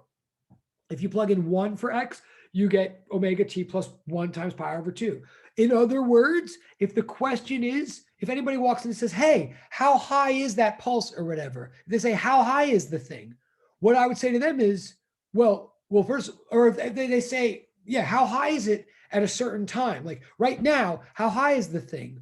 Well, I would have to say to them, well, how high is it where? Like, right? Because over here it's this high, over here it's this high. But as long as you tell me where you're, in other words, if you want to know how high the vertical position of this phenomenon, then you have to specify what moment you're asking, and you have to tell me where you're looking. If you tell me what moment you're asking and where you're looking, I can tell you what height the particle is at. In other words, this whole thing can be captured by a cosine function of both time and space. And we're just about to, omega is, the angular frequency. Oh, sorry, this is getting so sloppy. I'm just recopying. Bear with me for like one more. I know it's been a very long day. If you could just bear. And of course, if you have to go, go. But I will wrap up very. Okay, I appreciate it. Oh, you're saying you can follow, so I shouldn't. Okay. What I'm saying now is that omega we've always known as angular frequency, right? It's measured in radians per second. And what it is how fast any individual piece of this is wiggling up and down in time, right? Well, this term now, for this case is pi over 2. This thing is measured in radians per meter. This thing is like, this thing is the constant step by which where the cycle phase, I'm not saying this right, pi over 2 is the rate at which the phase increases as we look down the x-axis line. So omega is measured in radians per second. It's how quickly any individual harmonic oscillator goes up and down. The pi over 2 is radians per meter. It's how many radians of a phase delay you get depending on where you are in the horizontal axis. If you are just about done, if you were to look up here in the red, in other words, if you want to ask yourself, well, what's the delay of any given oscillator? Like right at the beginning, there's no delay on the 0th one. There's a bigger delay on the next one. There's a bigger delay. If you were to just make a graph of delay, which I'm calling phi, that symbol, the delay as a function of x, it's a linear function. Like the slope of that line is pi over 2 in this example. The pi over 2 number could be any number at all. In this example, it's pi over 2. But whatever it is, it's measured in radians per meter, and that number in general is called K. Omega is the angular frequency. K is called the angular wave number. This is right about where we're going to wrap up right here. But I'm saying in the end of the day, a whole wave pulse can be like one oscillator is A cosine omega t. A whole wave pulse is A cosine omega t plus K x. A wave pulse is a function of time and space. A wave pulse is cosine functions in time organized in a cosine function of space. That's what hopefully you're going to see in the lab. A wave pulse is harmonic oscillations in time organized harmonically throughout space. That is what a wave pulse is. It's harmonic oscillation occurring in time and space weaved together. That's enough to say right now. Let me just look at but I'm done. I mean, you've been very, very patient. It's been a long class. We'll pick up with that with Walter's on. Oh, and that was it. Okay. So I guess as long as I've kept you, I'm just wondering, this is so unclear. I'm going to just, you can totally go now. I'm just going to write the equation as clearly as I can. I'm saying this is your takeaway for right now. I don't know if Walter's is going to call it a motion or not, but this, like, just write this 10 if you're still with me. That is a wave pulse. And this thing here, this new letter K, it's not, oh God, this is a new K, by the way, I'm sorry. This is not the K of Hooke's law. It's not, it's a bad coincidence that it's also called K. So I put like serifs on it. This is called angular wave number. That's all. And it's measured in radians per meter. So it's like K is to space as omega is to time. And you put the two concepts together, oscillations in space and oscillations in time, and you have a wave pulse.